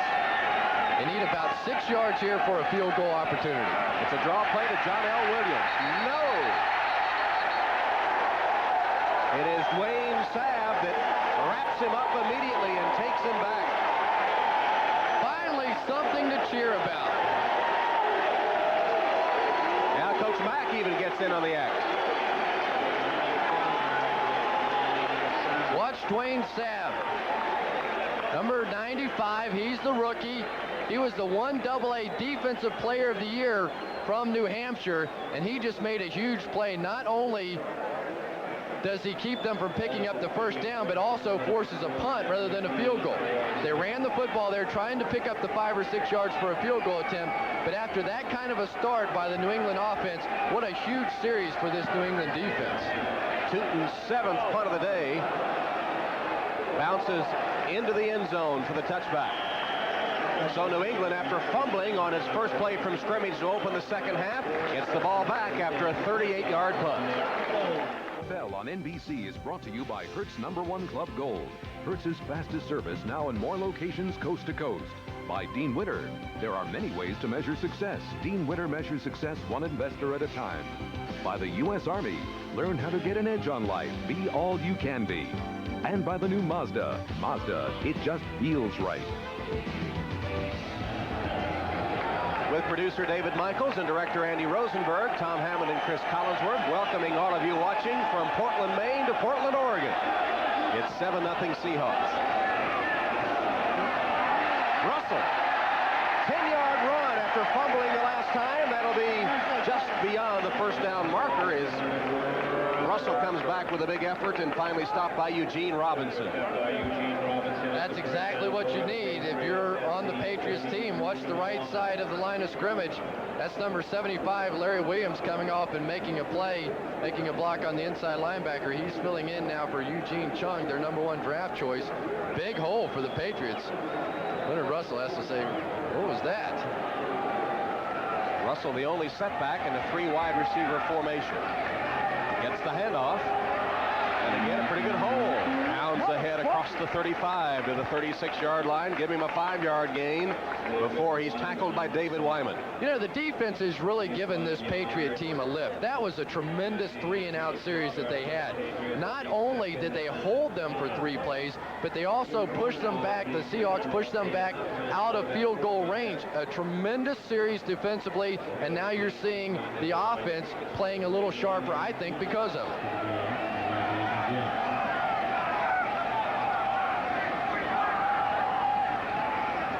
Russell again, cutting back, almost to the 40. He'll be stopped just half a yard short of the first down marker.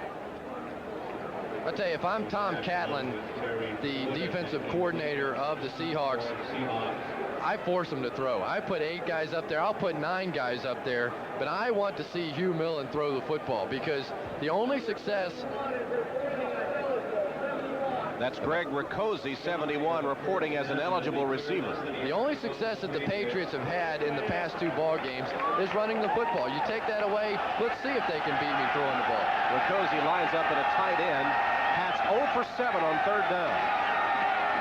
Russell has it. First 3rd down conversion of the day by the Pats, and keeps their drive going. And first offensive applause from the crowd of the day as well. Offensive applause? I didn't know you could add such a thing.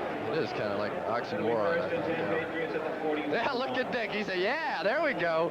Now I've got a first down. Now I can get into my coach's strut. I'll walk up and down here and act like a head coach, put my hands on the hips, and now I'm feeling good. We've got a first down. We're on the 40-yard line. By golly, we're almost ready to cross the 50-yard line. Well, as you said, McPherson, not a whole lot he can do. Might have been a Seattle offside. I didn't...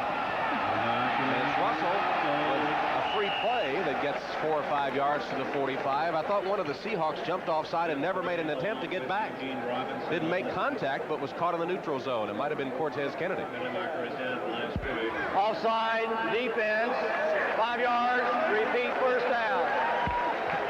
Cortez just camped in that neutral zone. You know what happened? I mean, let's see if that's exactly what it is. Cortez, now he's so big, he can't move back. He knew he was supposed to, but he couldn't get it in reverse. He pitched his tent there in the neutral zone. Didn't get away with it. He was trying, though. He was trying to get back. He just had 300 pounds. You just can't throw that baby in reverse and make it happen. Those gears were grinding, but they wouldn't catch. He knew it was wrong. 9th penalty, 66 yards, stepped off against the Seahawks. The workhorse, Russell, bounces to the outside. Russell down to the 36-yard line of the Seahawks, behind a block by Irving Fryer. Patrick Hunter on the tackle after a 15-yard gain. Well, maybe they found something at halftime. Let's give the coaching staff of the Patriots some credit. Don't forget, even on the play that Russell fumbled, he had picked up 8 or 9 yards. They are having tremendous success over the left side of the line. That's right behind Bruce Armstrong, their all-pro tackle. And it has been consistent success now. His number's starting to look a little better as well. Russell out of the game. Kevin Turner has come in. He's in there with John Stevens. Now it's Turner in the slot to the right. 8-man front. Stevens tried to get a block from a pulling Pat Harlow, but David Wyman made the tackle after stripping the interference away. Wyman, you'll remember, the man that had that little scuffle a week ago after the loss to Kansas City as the team returned with Keith Millard, who then was released the next day. Tom Flores said, though, that scuffle had nothing to do with it. As a matter of fact, Millard and Wyman are good friends, and they talked to each other the following day. He just said it was simply a matter of Keith Millard not making enough of a contribution to this team. And both coach and player frustrated by the lack of success. Millen hit as he releases. The receiver fell down, What else could go wrong? Let's see if Millen's okay. He got hit right when he threw the ball. Don't forget, he's got the bad shoulder. He bounced up. There he is. Apparently all right, but I tell you what, that young man has taken a beating in just 2 games. Think he's not tough? That's a dangerous situation. You saw David Wyman, just as he released the ball, there are a lot of quarterbacks, as you see, boy, he just had a rough day of it already. 4 hurries, 1 knockdown, 3 sacks, looks like a fight.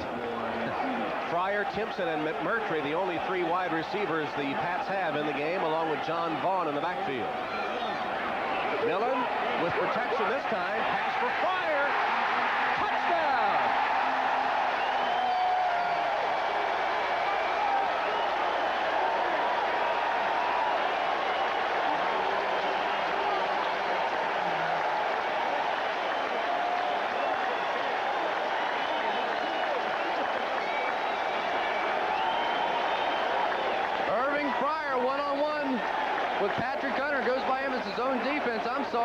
And number 41, Eugene Robinson, the most valuable player for these Seahawks a year ago, just could not keep up with Irving Fryer. 36-yard scoring reception for Fryer. The first points of the season for the New England Patriots. And it was all set up by the defensive stand. Oh, no. The extra point hits the upright. Can you believe it? Bauman's extra point attempt hits the upright. Oh, goodness. He's rusty. He hasn't played any this season. Millen throws the touchdown pass, but the Pats still trail. New England to kick off after the 80-yard touchdown drive. Short kick, and that's Reuben Mays. Mays takes it out to the 28-yard line, where the Seattle Seahawks will take over. Todd Collins with a special teams tackle for the Patriots, who are down 1. Flores and the Seahawks clinging to the lead, try to answer the scoring drive of the Patriots. They'll put the ball in play from their own 29-yard line. Well, that was really a nice drive. Ran it right down the field, and then at the end opened it up. It's amazing what a good running game will do for the passing game. On that play, Millen really got no pressure whatsoever. Gave Fryer plenty of opportunity to work it deep down the field and hit for the easy touchdown.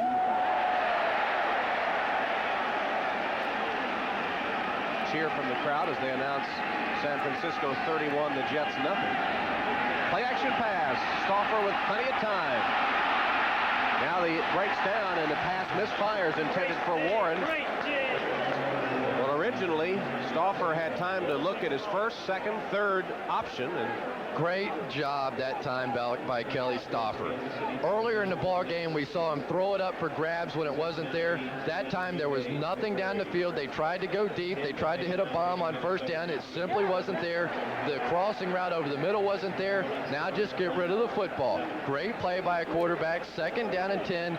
Still plenty of opportunity to pick up your first down. And the offensive line allowing him the luxury to check those different options. Delayed handoff to Warren. Played beautifully on the corner by David Poole. Poole came up, made him turn in where the pursuit could catch up. Well, I tell you, this Patriot defense has really picked up the pace now. You're exactly right. Nice play by David Poole. Poole is the reason that they felt comfortable in letting Ronnie Lepet go. Of course, a longtime corner, great player with the Patriots for so many years. But I'm not sure that they really feel like that Poole is the ultimate answer at cornerback. Rod Smith, who we told you about, their draft choice from Notre Dame, is apparently their star of the future. Dime defense for the Patriots as the Seahawks face 3rd and 8.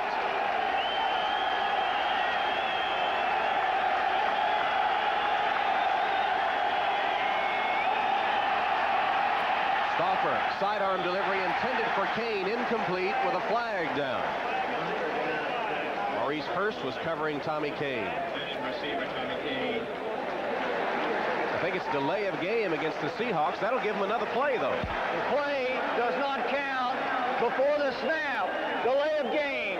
Offense, 5 yards. It's still 3rd down. Before the the snap, delay of game. Now what happened on that play? Tommy Kane is limping off the field. You get a player hurt. If it's delay a game and the play doesn't count, don't let the guys run around out there and get banged. Tommy Kane may be out of this ball game for good now because the officials didn't blow their whistle loud enough. Kane sits on the bench as the trainers come over to talk to him. That's terrible. That's just terrible. That was a non-play, and he gets injured on it. Doug Thomas replaces Kane. Stauffer, wide open pass and a first down, but another marker on the play. Catch made by Ron Heller and Rod Smith on the tackle. Let's see what the penalty is this time. It was John L. Williams that made the catch. I think you're going to get defensive holding. Holding, number 37 of the defense. Penalty is declined. First down. Yeah, that was Maurice Hurst on the hold. They were trying to play the bump and run man-to-man coverage. Nice pattern out of the backfield. This Seattle offense is much better, much more effective than what we've seen it in the past couple of weeks, especially on the third and long situations. So on the delay of game, the Seahawks get another play. They would have had to punt, but the penalty by Seattle gives them another chance, and they pick up a first down. A penalty helping this drive. John L. Williams, 4 yards. Vincent Brown stacks it up in the middle. Vincent Brown in his 5th year out of Mississippi Valley State, former teammate of Jerry Rice at Mississippi Valley, and he writes poetry for his daughter and young son, and we asked him yesterday if it were good. He said he thought it was good. He said his agent had a look at it and said it was so good he ought to share it with the public. He hasn't chosen to do that yet, but agents always love everything you do. As long as you keep those checks coming, they love it. You can see a dollar sign coming out of it. Oh, yeah, that poetry, that's great stuff.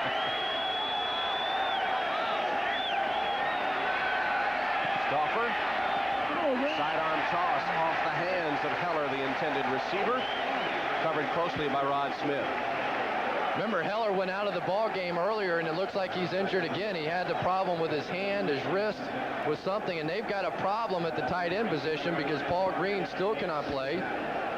You'll see him coming across the bottom of your screen here, number 82, and he's going to get hacked right on that wrist again and then land on it. And I don't believe they can afford to have Ron Heller in the game. I'm not sure he could catch it even if it hit him right in the hands.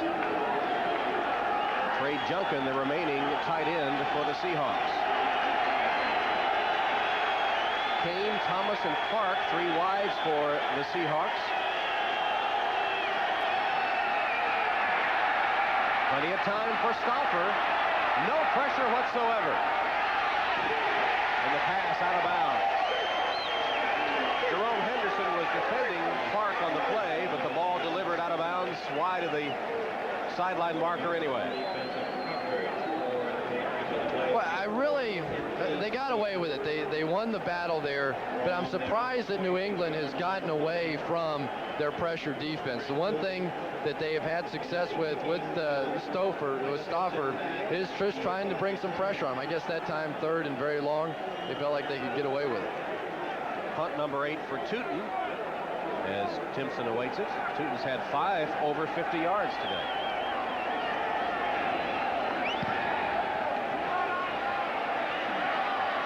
Timpson's going to let this one bounce, and it takes a great Seahawk bounce. It'll be down inside the 5-yard line. That one hit the grass and went straight up in the air where the Seahawks could down it. Goes in the books as a 48-yard punt.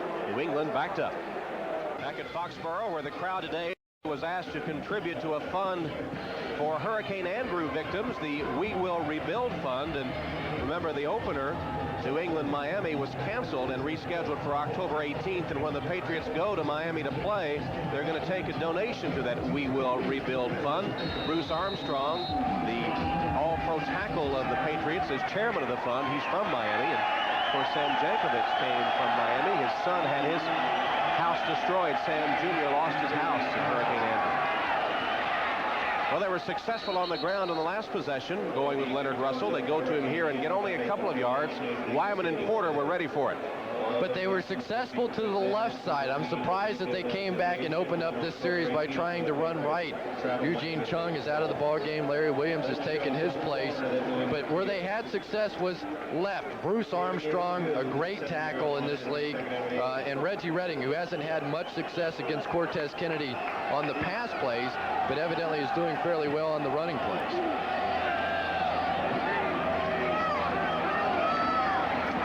Russell again.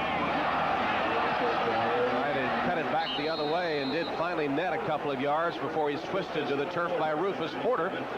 Hope you'll join us this Saturday afternoon from South Bend, Indiana, as we bring you a great rivalry, intrastate rivalry between the Purdue Boilermakers and the Notre Dame Fighting Irish, led by Heisman Trophy candidate Rick Meyer. Cris and I will be there along with David Michaels and Andy Rosenberg. That's next Saturday, the pregame show, Notre Dame Saturday, starting at 1 o'clock Eastern time. Hope you'll join us. Tom, interesting call now. You're backed up in your own end, inside the 10-yard line. You're still a point down, but plenty of time remains. Still 3:30 left in this quarter, but they're in the shotgun formation. Apparently, they're going to risk it. Dillon from his own end zone. Dangerous pass. Knocked away by Harper, intended for Michael Timpson. That could have been 6 for Seattle very easily. Watch Cortez Kennedy here. He's working on Reggie Redding, and I mean, I think Hugh Millen saw Cortez sling his lineman to the ground or to the side and said, I think I'll dash right. And that's part of the problem for quarterbacks. You know, they only take so many hits, and then it gets inside their brain. I'm not so sure after the first 2 games it's not inside Hugh Millen's head. McCarthy with his 7th punt of the day, taken by Warren. He cuts up and makes a nice move. Good return out of it by Chris Warren. He's into New England territory to the 44-yard line. 48-yard punt, but a 13-yard return before Kevin Turner made the tackle. 3:10 left in the third quarter. 7-6 Seattle after a New England missed extra point. And Seattle takes over with Stauffer still trying to stay loose. He's hit half his passes, approaching 100 yards. Has the ball with good field position here. If you're wondering what the hey, hey, hey, goodbye chant is all about, the gentleman that has been causing a few problems in the stands throughout the course of the game is finally being escorted out.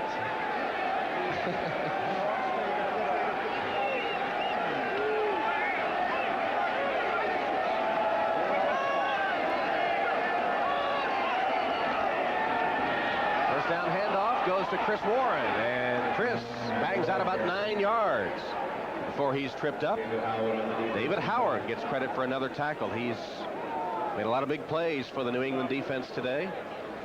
You can only expect this Patriot defense to do so much. They came up big right after the fumble in the first half, or right when they came out for the second half by Leonard Russell. But now their backs are against the wall once again. They have to be able to at least hold them out of the end zone. A field goal here does not kill you.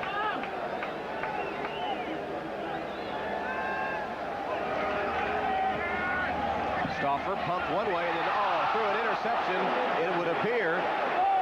But Howard could not hold on. He had it in his hands, and it just slipped right away. Intended receiver on the pass play was Rob Thomas. Kelly Stauffer had Andre Tippett headed for his jugular. You just cannot try to cut Andre Tippett. It looked like Ray Roberts there making the mistake, and you'll see the drop now by Brown. Boy, that would have been a huge play, or by Howard, excuse me. That would have been a huge play had he been able to come up with that one. Third and short.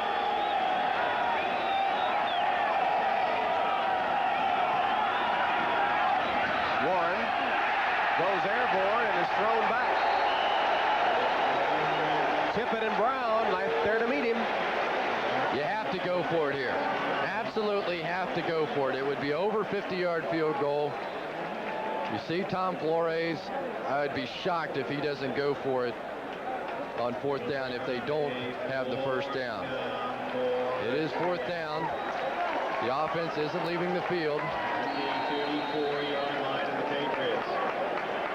So Flores will go for it, 4th and short. In fact, they might have lost a half yard on that last play. It's almost a full yard for a first down territory.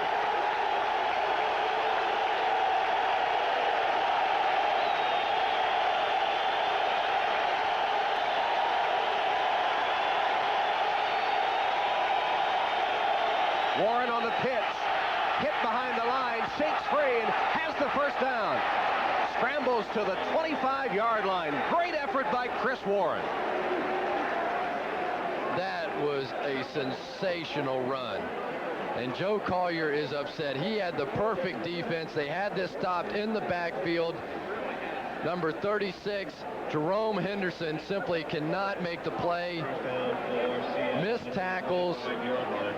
One of the real poor efforts by the Patriots defense so far this afternoon, but a great run by Cris Warren.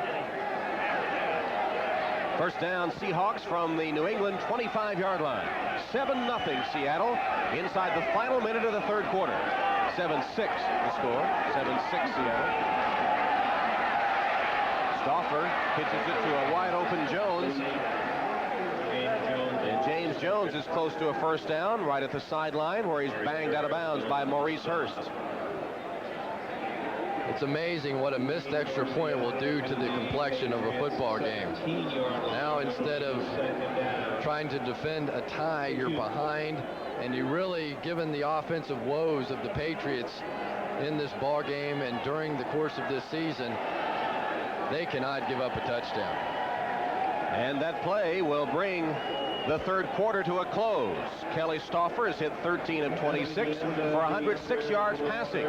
Talks to his backup, Dan McGuire, as the final seconds tick away here in the third quarter. That is the end of the third quarter. Seattle leading 7-6. We'll be back after these messages from your local station. Charlie Bauman wearing the goat's horns at the moment. His missed extra point leaves New England one shy of Seattle, and the Seahawks driving now with the ball 2nd and 2 from the New England 17.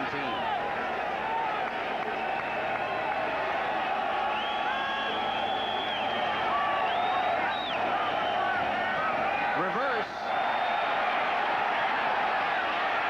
And the Patriots stop it close to the first down marker. Doug Thomas on the reverse, and Andre Tippett makes the tackle. Let's see where they mark it. Just needed 2 yards for the first down. I think they got it.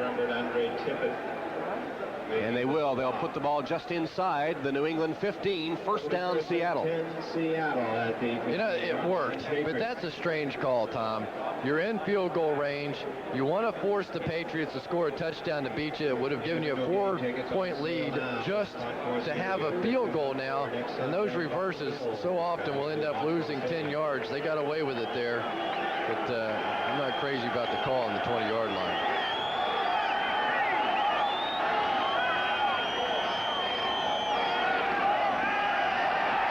For the end zone.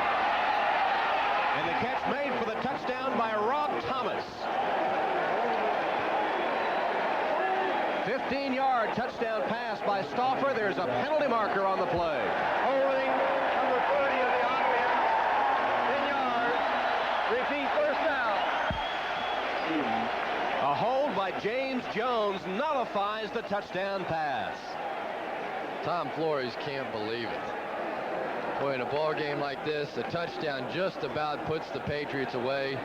Watch James Jones, number 30, coming up from the right side of your screen. He's there on the right flank. He'll come back into the backfield and pick up the blitzing linebacker. And now a takedown. And that is holding.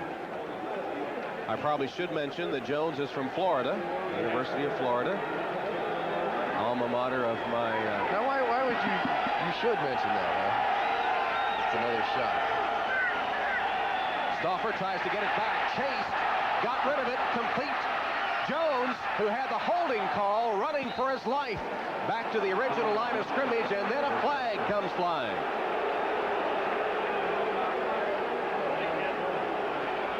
Ten-yard gain on the pass to James Jones. Ray Roberts, the rookie tackle for Seattle, really got away with a hold. Tippett just got away from him, and he grabbed the back of his jersey, but the referees didn't see it. Personal foul, number 22, half the distance to the goal. First down. What they did see was a late hit by Rod Smith, which will penalize them half the distance. Watch the left side of your screen. Number 73, Ray Roberts, as Tippett gets around him, he just grabbed him briefly. I guess that really wasn't a hold. Now James Jones is going to get a chance to take it on down the field. And James, one of the better receiving backs in all of football. There's the penalty. That's not much of a penalty. That's not much of a penalty. That's a strange call. And you have to worry anytime you see a team huddled up like this around one of their players. I can't even tell who it is. You know, James Jones made a nice catch on that play. That ball was only a foot off the ground, and he went down to get it. James Jones is a terrific receiving back. At the University of Florida, he made plays coming out of the backfield and catching the football that you just wouldn't believe. He has some of the best hands in the league, and they've got the stretcher. We can't tell who the injured Patriot player is because of the teammates around him. I'm not even going to guess. You can see the 5. But that doesn't narrow it down very much. Ladies and gentlemen, for the convenience of all of our fans, AAA has provided 2 courtesy service vehicles. I always hate to see that. Usually if a guy is okay, it's nothing serious, they'll just go on back to the huddle. But it's always scary when you see the teammates huddled up around an injured player.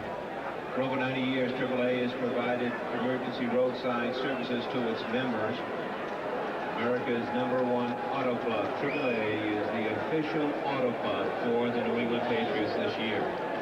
Penalty against the New England Patriots will step them back. It's the 4th penalty for 29 yards. Seattle has been penalized 11 times for 87 yards today. We still have not been able to identify the injured New England player.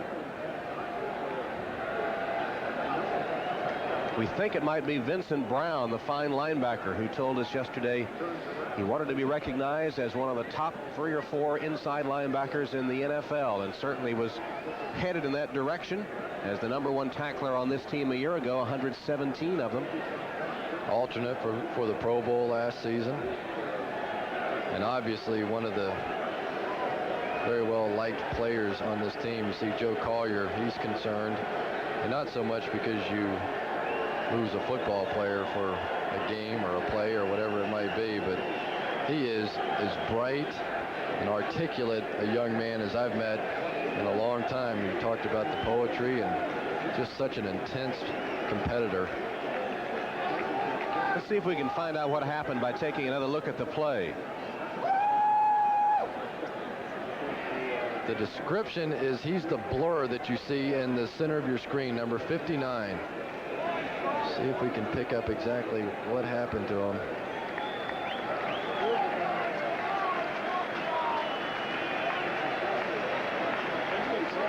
I really couldn't tell unless a teammate fell on his knee or something. It was difficult to discern what exactly happened. It is indeed Vincent Brown. And Tom, you see the way that they're holding his head still, and that is as scary as it possibly gets, especially in this stadium. Perhaps a spinal cord injury, in your reference to Darryl Stingley, who was paralyzed, a member of the New England Patriots.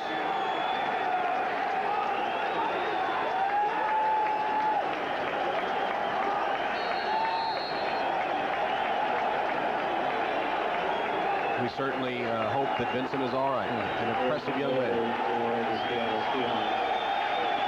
Takes a little of the steam out of the game, but the Seahawks are threatening to put it away if they can score again.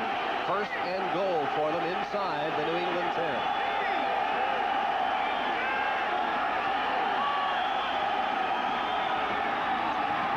Warren to the 5. Chris Warren.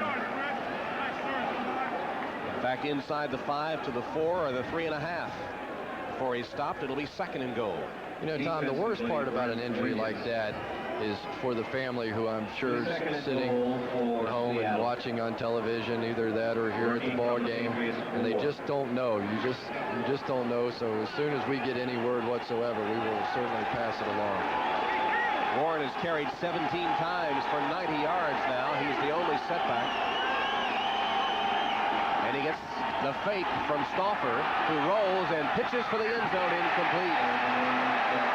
Intended for Rob Thomas, pretty well defended by Rod Smith, who atones for the earlier penalty by making a big play. Rob Thomas has been a big addition for this Seattle Seahawks team. This is the play that Stauffer loves. The naked bootleg rollout, just lofts it up. Looks like it was going to be there, but Rod Smith, tremendous speed, able to break it up. Now, a huge play in the football game. 3rd down and 4. They have to keep them out of the end zone. 10th play of the drive. Dion Lambert comes on as the 6th defensive back.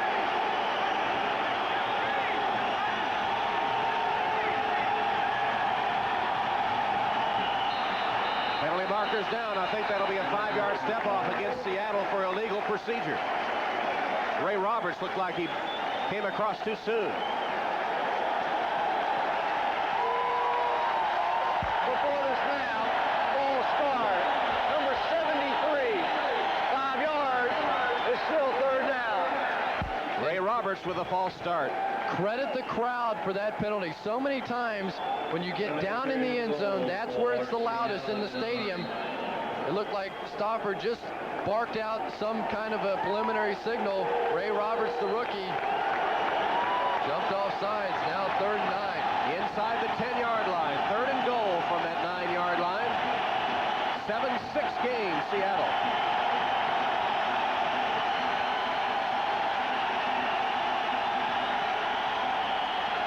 Another flag. I think Roberts did it again. Here's the pass.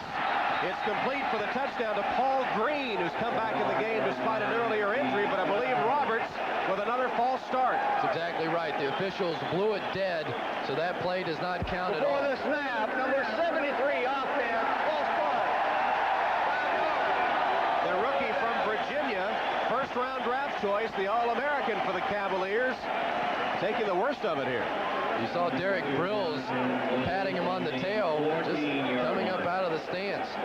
And that's what happens so many times. These young tackles, they don't want to get beat around the corner, and they can't hear. You know, they've been experimenting in the National Football League with putting transmitters in the quarterbacks' helmets, and that's the case in point right there, that they want those tackles and the wide receivers to be able to hear the snap count, because from experience, I can tell you that you cannot hear. When this crowd gets going like this, you cannot hear on the field.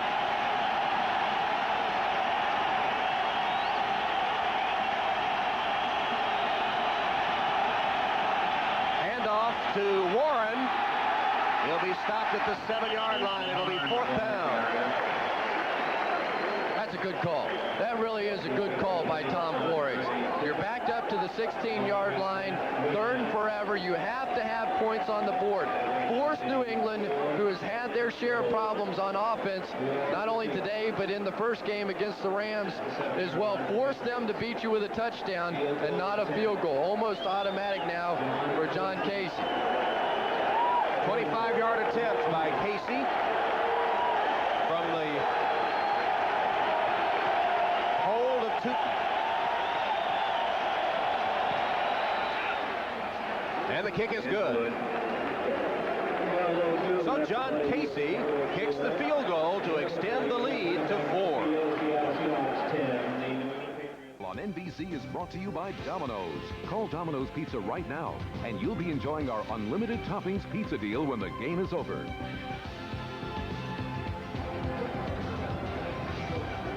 Tom Hammond, Cris Collinsworth at Foxborough Stadium, where a 25-yard Casey field goal has made it 10-6 Seattle with 12:02 left in the game. Latest word on Patriots linebacker Vincent Brown is that he has a neck injury and is currently being examined in the New England locker room.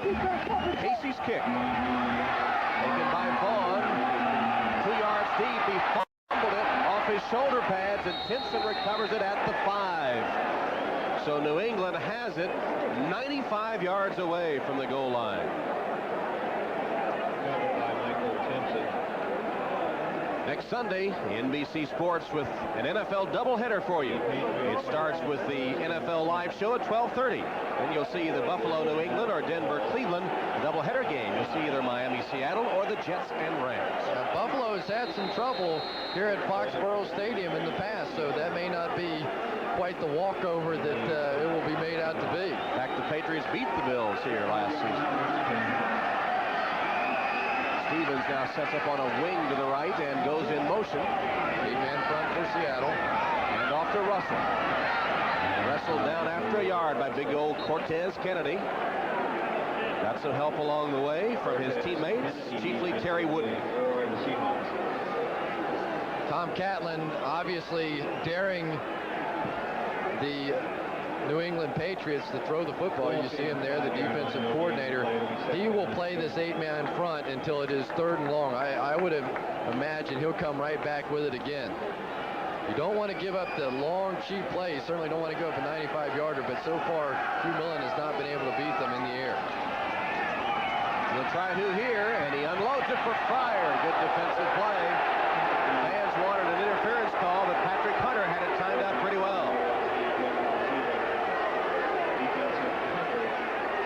Well, you want to talk about a play as a wide receiver that it just takes guts to run.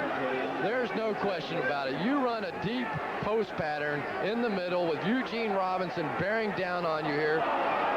That ball goes into the uncatchable category. I don't think he had a shot at it, and you can't have pass interference on an uncatchable ball. What do you feel about those calls when you're in the huddle and you get them from Ken Anderson or one of your quarterbacks? You just say, what the heck, they're going to hit you anyway. Big play here, though, 3rd and 10. Complete for a first down. Fryer wrestled down after he made the catch in front of Hunter, and the pass pulled out a crucial 3rd down conversion and keep the football. It's a little surprising to see them give that much room. You see Hunter at the top of your screen. That's a 10-yard cushion. All they're looking for is the first down. That's just an easy pitch and catch. Did you have an understanding with Boomer or any of your quarterbacks about staying away from those across-the-middle calls? You just gave him the look. And he said, well, they sent it in from the sideline. I couldn't do anything about it. Cook in motion on this first down play, which is a pitch to Russell. Russell close to the 20-yard line. Here's an update on the condition of Vincent Brown. He apparently jammed his neck and has movement in all his limbs. Vincent Brown has movement in all his limbs. Apparently just a jammed neck and nothing serious. That's the preliminary report, at least. Good news. That's good news. Makes you feel better about watching the football game. But once again, the Patriots are running almost exclusively on first down. And defensively, Seattle's coming out in the 8-man front, and they're not picking up any significant yardage on first down. Millen, chased from the pocket, makes a nice read to Fryer, and Fryer with a first down, chased out of bounds at the 36-yard line by David Wyman. It's the veteran Fryer for 16 yards who has keyed this drive by New England. Irving Fryer has become such an important part of this football team. He really is almost a one-man offense at this point as far as the passing game is concerned. Hugh Millen really not even looking at any of his other receivers, just wants to get the football to Irving Fryer. Fifth catch of the day. Draw play on first down to Russell. Seattle not fooled, stopped it after a yard or two. They've made big plays on second down, but I'm surprised at the play calling as far as first down is concerned. Dick Corey, the offensive coordinator, insists on staying with the running game, and for the 3rd straight time, they pick up 2 yards.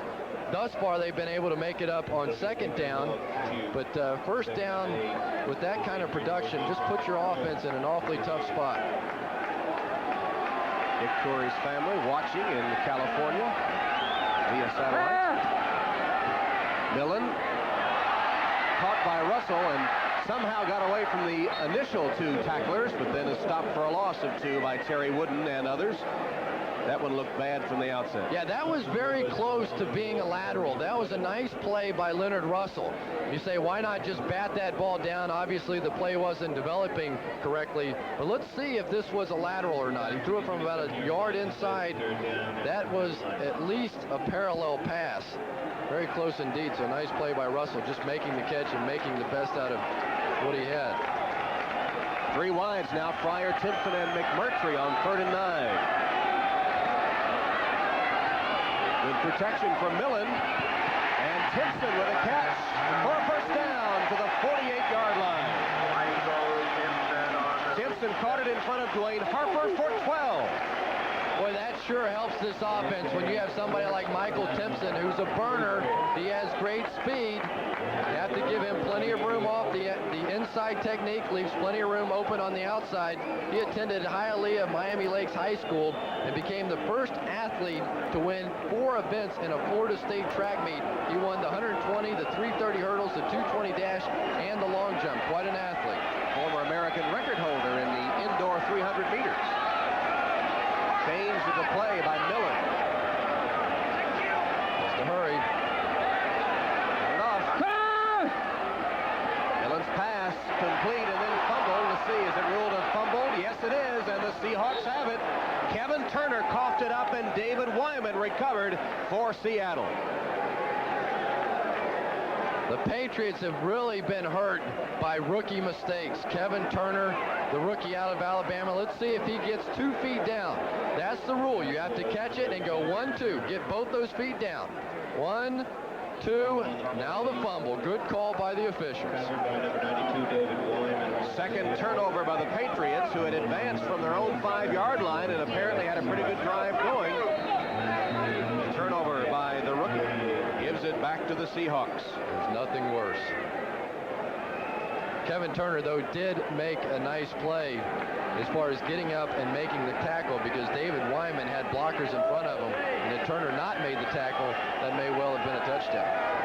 7:10 left in the game. Seattle leading by 4. Warren inside the 45. Ripped off 4 or 5 yards before David Howard makes another stop. Now Seattle wants to keep it on the ground and let the clock tick away if they can. About 6.5 minutes remaining in this. When Seattle can pick up 2 or 3 first downs, they can just about wear out the clock. Chris Warren's had a big day running the football. He's a good player. He really is. Stoffer directing the offense with a handoff here to Chris Warren, and Warren is close to a first down. Warren told us yesterday that that's his favorite play. The draw gives him a lot of room to operate. His offensive line does a nice job of clearing out. Kelly Stoffer, the quarterback, getting his chance now after a great preseason, and with David Craig out of the way, beat Dan McGuire for the job. Stoffer's from Rushville, Nebraska, population 1,200. He said it was a typical Midwestern farming town where life centered around high school sports.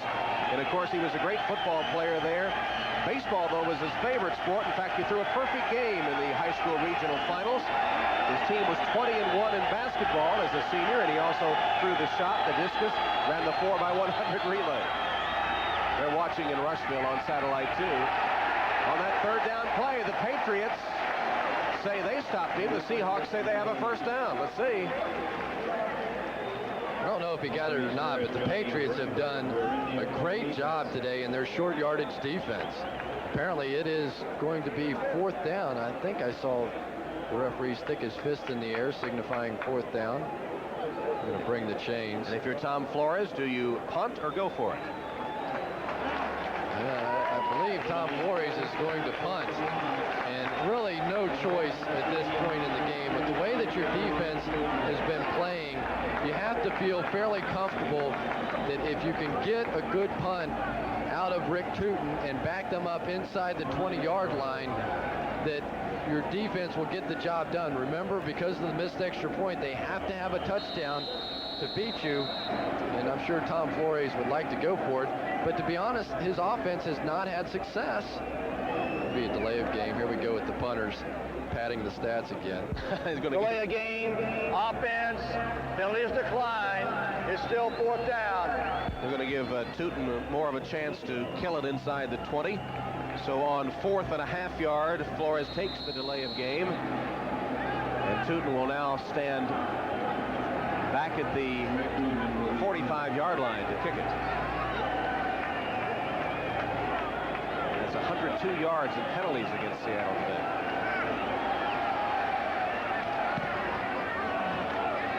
Looks like a good one. Fryer calls for the fair catch and takes it at the 11. Well, only 4:42 left for the New England Patriots to try to catch Stauffer and the Seahawks. NBC is brought to you by Mitsubishi, bringing you a full line of award-winning automobiles. Mitsubishi, the word is getting around. By the people at Nike, who encourage you to just do it. By Radio Shack, America's technology store nobody compares. And by Delta Airlines. At Delta, we love to fly, and it shows. Hugh Millen takes over now with only 4:42 left, and his team trailing 10-6. After that good punt by Tootin, setting the Patriots back.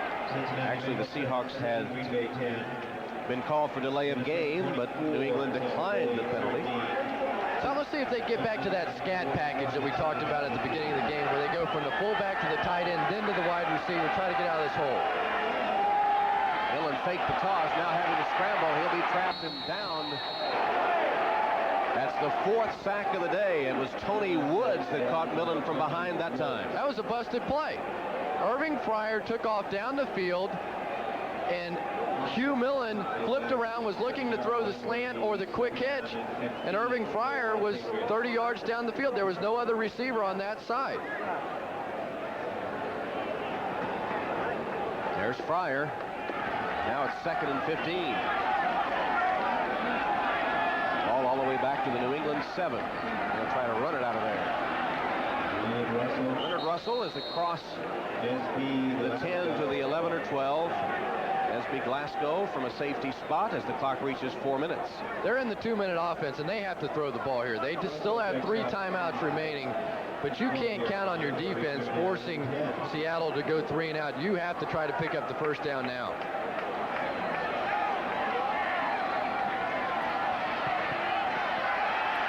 Millen thought better of it. He'll be sacked again. That's the 5th.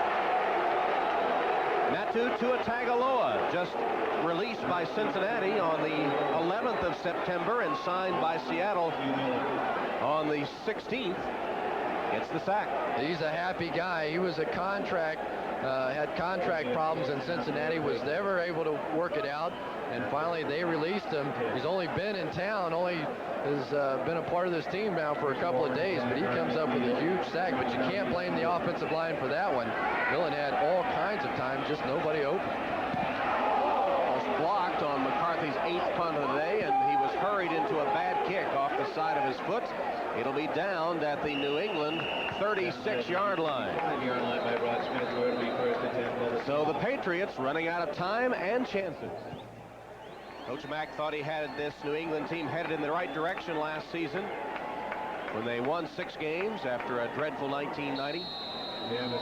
But it's been a rough start to the 1992 season. Tom, essentially 4 timeouts left. The Patriots have 3 plus the 2-minute warning.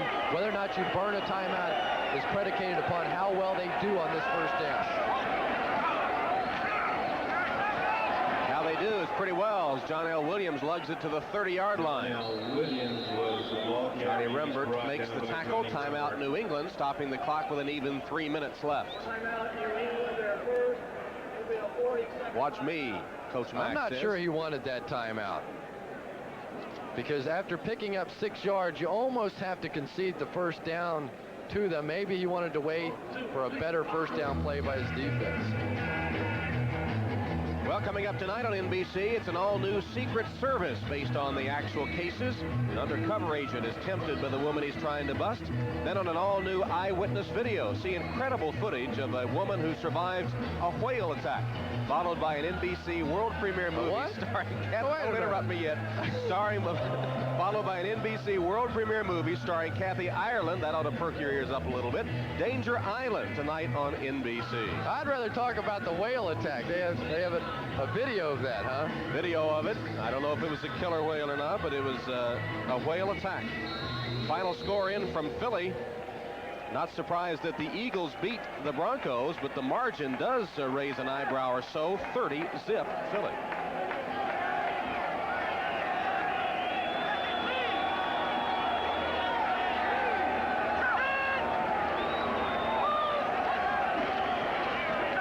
And off is to Williams. About a yard to the 30. It'll be third down. Williams and Rembert, making sure Williams didn't get 5 yards as he had earlier. Good defensive call by Joe Collier. And they take the next time out here as well. But Joe Collier played a 9-man front that time. He said, if you want to beat me in the air, but you're not going to do it on the ground. We'll be back. Collier's defense trying to hold on third down, get the ball back for the Pats offense. 2:53 left. New England down by 4. Flores looking for his first career win as Seattle head coach. I like the way Joe Collier's defense got into that last defense. They came up in a 7-man front, then right before the snap, jumped to a 9-man front. Let's see if they do it again. They have 9 men right at the line of scrimmage.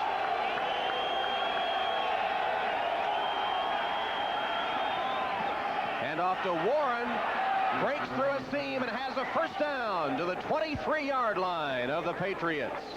There's that draw play again, and that's hard to believe that he could pick up 7 yards. McPherson, he can't believe it. He said, I got a 9-man front up there, 9 people at the line of scrimmage, and I can't stop a draw play. Just a great job down the field. Derek Brills with a huge block. Chris Warren has his first career 100-yard game against McPherson's Patriots. Chris Warren, 21 carries, now 116 yards. They have to run a play. They can't run it down to the 2-minute warning.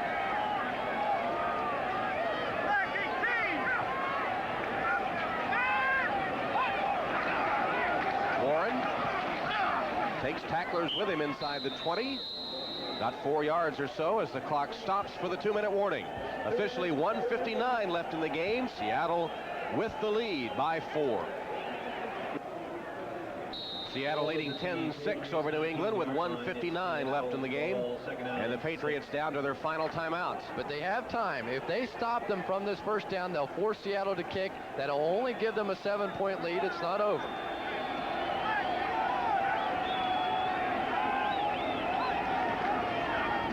Warren tackled after a short gain, and the final timeout taken by the Patriots.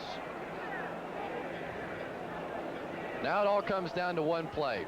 If they keep them from the first down on this 3rd and about 4 play, then they will get the football back, force them to kick. They'll be down a touchdown, and there'll be about a minute left to go in the ball game when they get it back. And when this game is over, we invite you to stay tuned for the post-game show. There'll be a report on the rash of quarterback injuries that have occurred in the NFL today, plus an update on that Kansas City-Houston game. Last report tied at 20. That's the Old Spice NFL post-game report coming up at the conclusion of this one. Well, that'd be hard to believe. Houston losing 2 at home this early in the season. They're almost unbeatable there. And we understand it's gone into overtime now, tied at 20. Final score in from Green Bay. The Bengals still unbeaten, 3-0 under David Shula after a 2017 victory. Nail-biting time now for Joe Collier. This will be the last play of the game if they're not able to make the stop. Of course, you've got to come up with 9 people defensively, 10 if you can find them. They're not going to throw it here.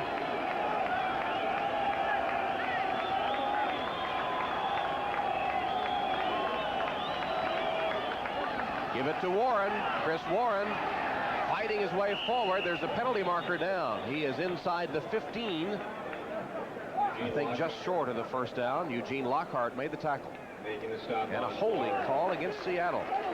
This is an interesting decision. I think you have to take them back to try and force the field goal to be a little bit tougher, but at the same time, they did stop them short. You see McPherson. Ooh, this decline it. This is a tough call. It really is, because now you're putting... Holding, number 30, penalties decline, 4th down. If I'm Tom Flores, I go for it here, because you have a 4-point lead. Yeah, shows what I know. Here comes the field goal team, but you have a 4-point lead. If you pick up the first down, the ball game is over. A touchdown, you're still playing, it would still make it a tie. Of course, they've been so awful today on their short yardage offense. I'm sure that entered into the decision. 4th and 2, and they elect to go for the field goal. 33-yard attempt. Casey's kick is no good.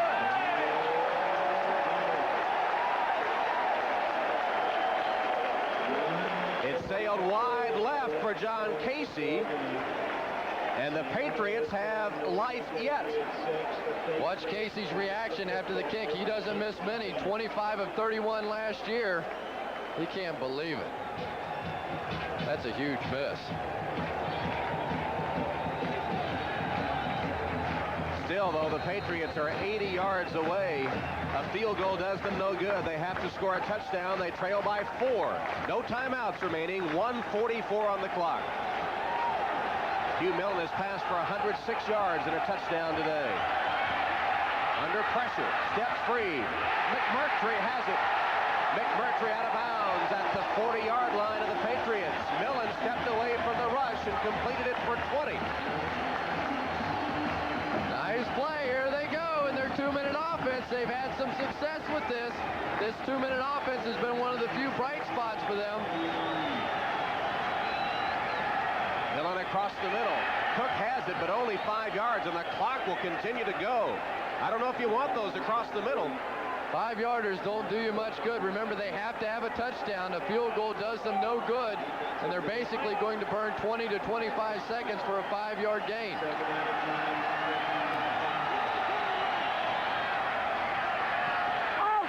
Millen to the sideline this time, and it's complete.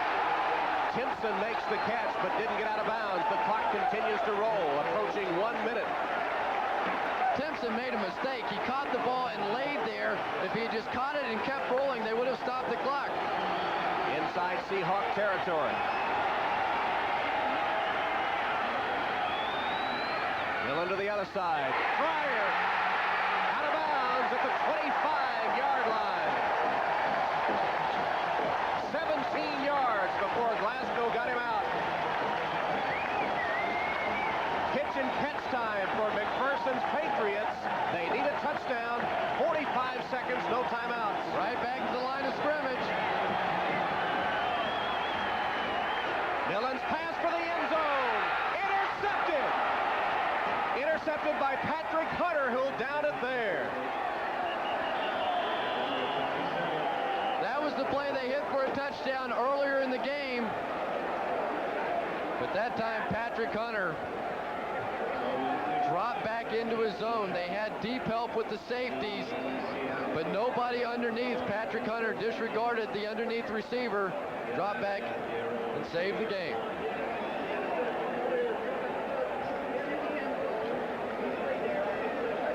Never looked off. Hugh Millen looked that way the entire time, and that gave Patrick Hunter the read. You just cannot afford to do that. That was a big moment in the ball game, and Hugh Millen, as he gains experience, I'm sure when they go back and watch the films, they'll say, Hugh, you know where you're throwing the football. You know where it's going. On your drop, look the other way. Try to move those safeties. Give yourself a little more room to operate. Seahawks, we thank you for support today. Patriots and Seahawks at Foxborough Stadium ask that you cooperate with the state police on Route 1 as you exit from the parking lot. There are sidewalks. Leonard Russell injured on the play.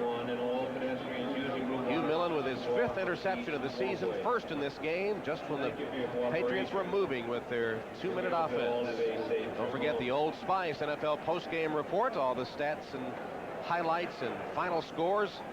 Kansas City and Houston in overtime report on that game, and A lot of quarterback injuries today. Bob Costas will update you on that as well. Tom, you know, one of the unusual things about that play is they got out of bounds. Irving Fryer got out of bounds on the previous play, and they went right back to the line of scrimmage. And if you're a Patriot fan, that's not a pleasant sight either. Leonard Russell, the rookie of the year, great player for the Patriots. But they had plenty of opportunity, absolutely no reason to go to the line of scrimmage. I suppose they felt like that they had the momentum on their side and the defense on their heels a bit, but that would have been a nice opportunity to give your offense a blow and get organized and call a couple of plays in the huddle. They chose to go right to the line of scrimmage. I don't know exactly why. Perhaps to keep Seattle from substituting? That's possible. Now the Seahawks just killed the clock, and they'll have their first victory in 3 games, and the Patriots will go to 0-2.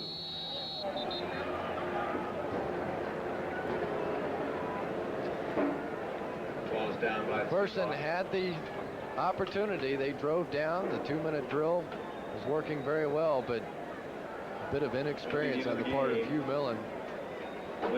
Tom Flores happy to pick up his first win as the Seahawk head coach. And Kelly Stauffer gets the victory. How did you assess his performance? Not bad. He played okay. The thing that I liked that he did today was he didn't make the big mistake. You know, that's what he's been doing the past couple of weeks through the interception against Kansas City for the touchdown. But this afternoon, nothing spectacular, but I thought he learned as the ball game went along and didn't try to throw it into places where he could get himself hurt. Just made the safe, careful passes, kept his team in it, let his defense win it. Nothing wrong with that. So Millen's interception kills the last gasp New England drive. And the Patriots at 0-2 will host Buffalo next week, while Seattle, now 1-2, will be in the Kingdome to play the Miami Dolphins. Don't forget, coming up next Sunday, doubleheader day here on NBC. Here's the lineup of games you'll be seeing. Either Buffalo, New England, the game we mentioned, or Denver against Cleveland. And at the 4 o'clock, the second game of the doubleheader, either Miami, Seattle, or the Jets against the Los Angeles Rams. That's all coming up next Sunday here on NBC. So the post-game show will be coming up, the Old Spice NFL post-game report, to give you all the scores on this 3rd week of NFL action and some special reports as well. We mentioned earlier a rash of quarterback injuries today, and Bob Costas will bring you up to date on that and give you a report on that hard-fought Kansas City-Houston game, which went into overtime tied at 20, with the Oilers in danger of losing their 2nd home game of this young season. The team picked by many to win the AFC Championship and certainly the favorite in the AFC Central. Well, scores here today were few and far between. The defense is dominating. Seattle 10, New England 6. The Seahawks scored on their first possession of the game and got a field goal in the second half. Here's the last play of the game, as it turns out. It was a 2-deep zone, but Patrick Hunter wasn't concerned with the underneath receiver. Drop back, made the great athletic play, saved the game for Seattle and Tom Flores. So the Seahawks win their first by a final count of 10-6 over New England.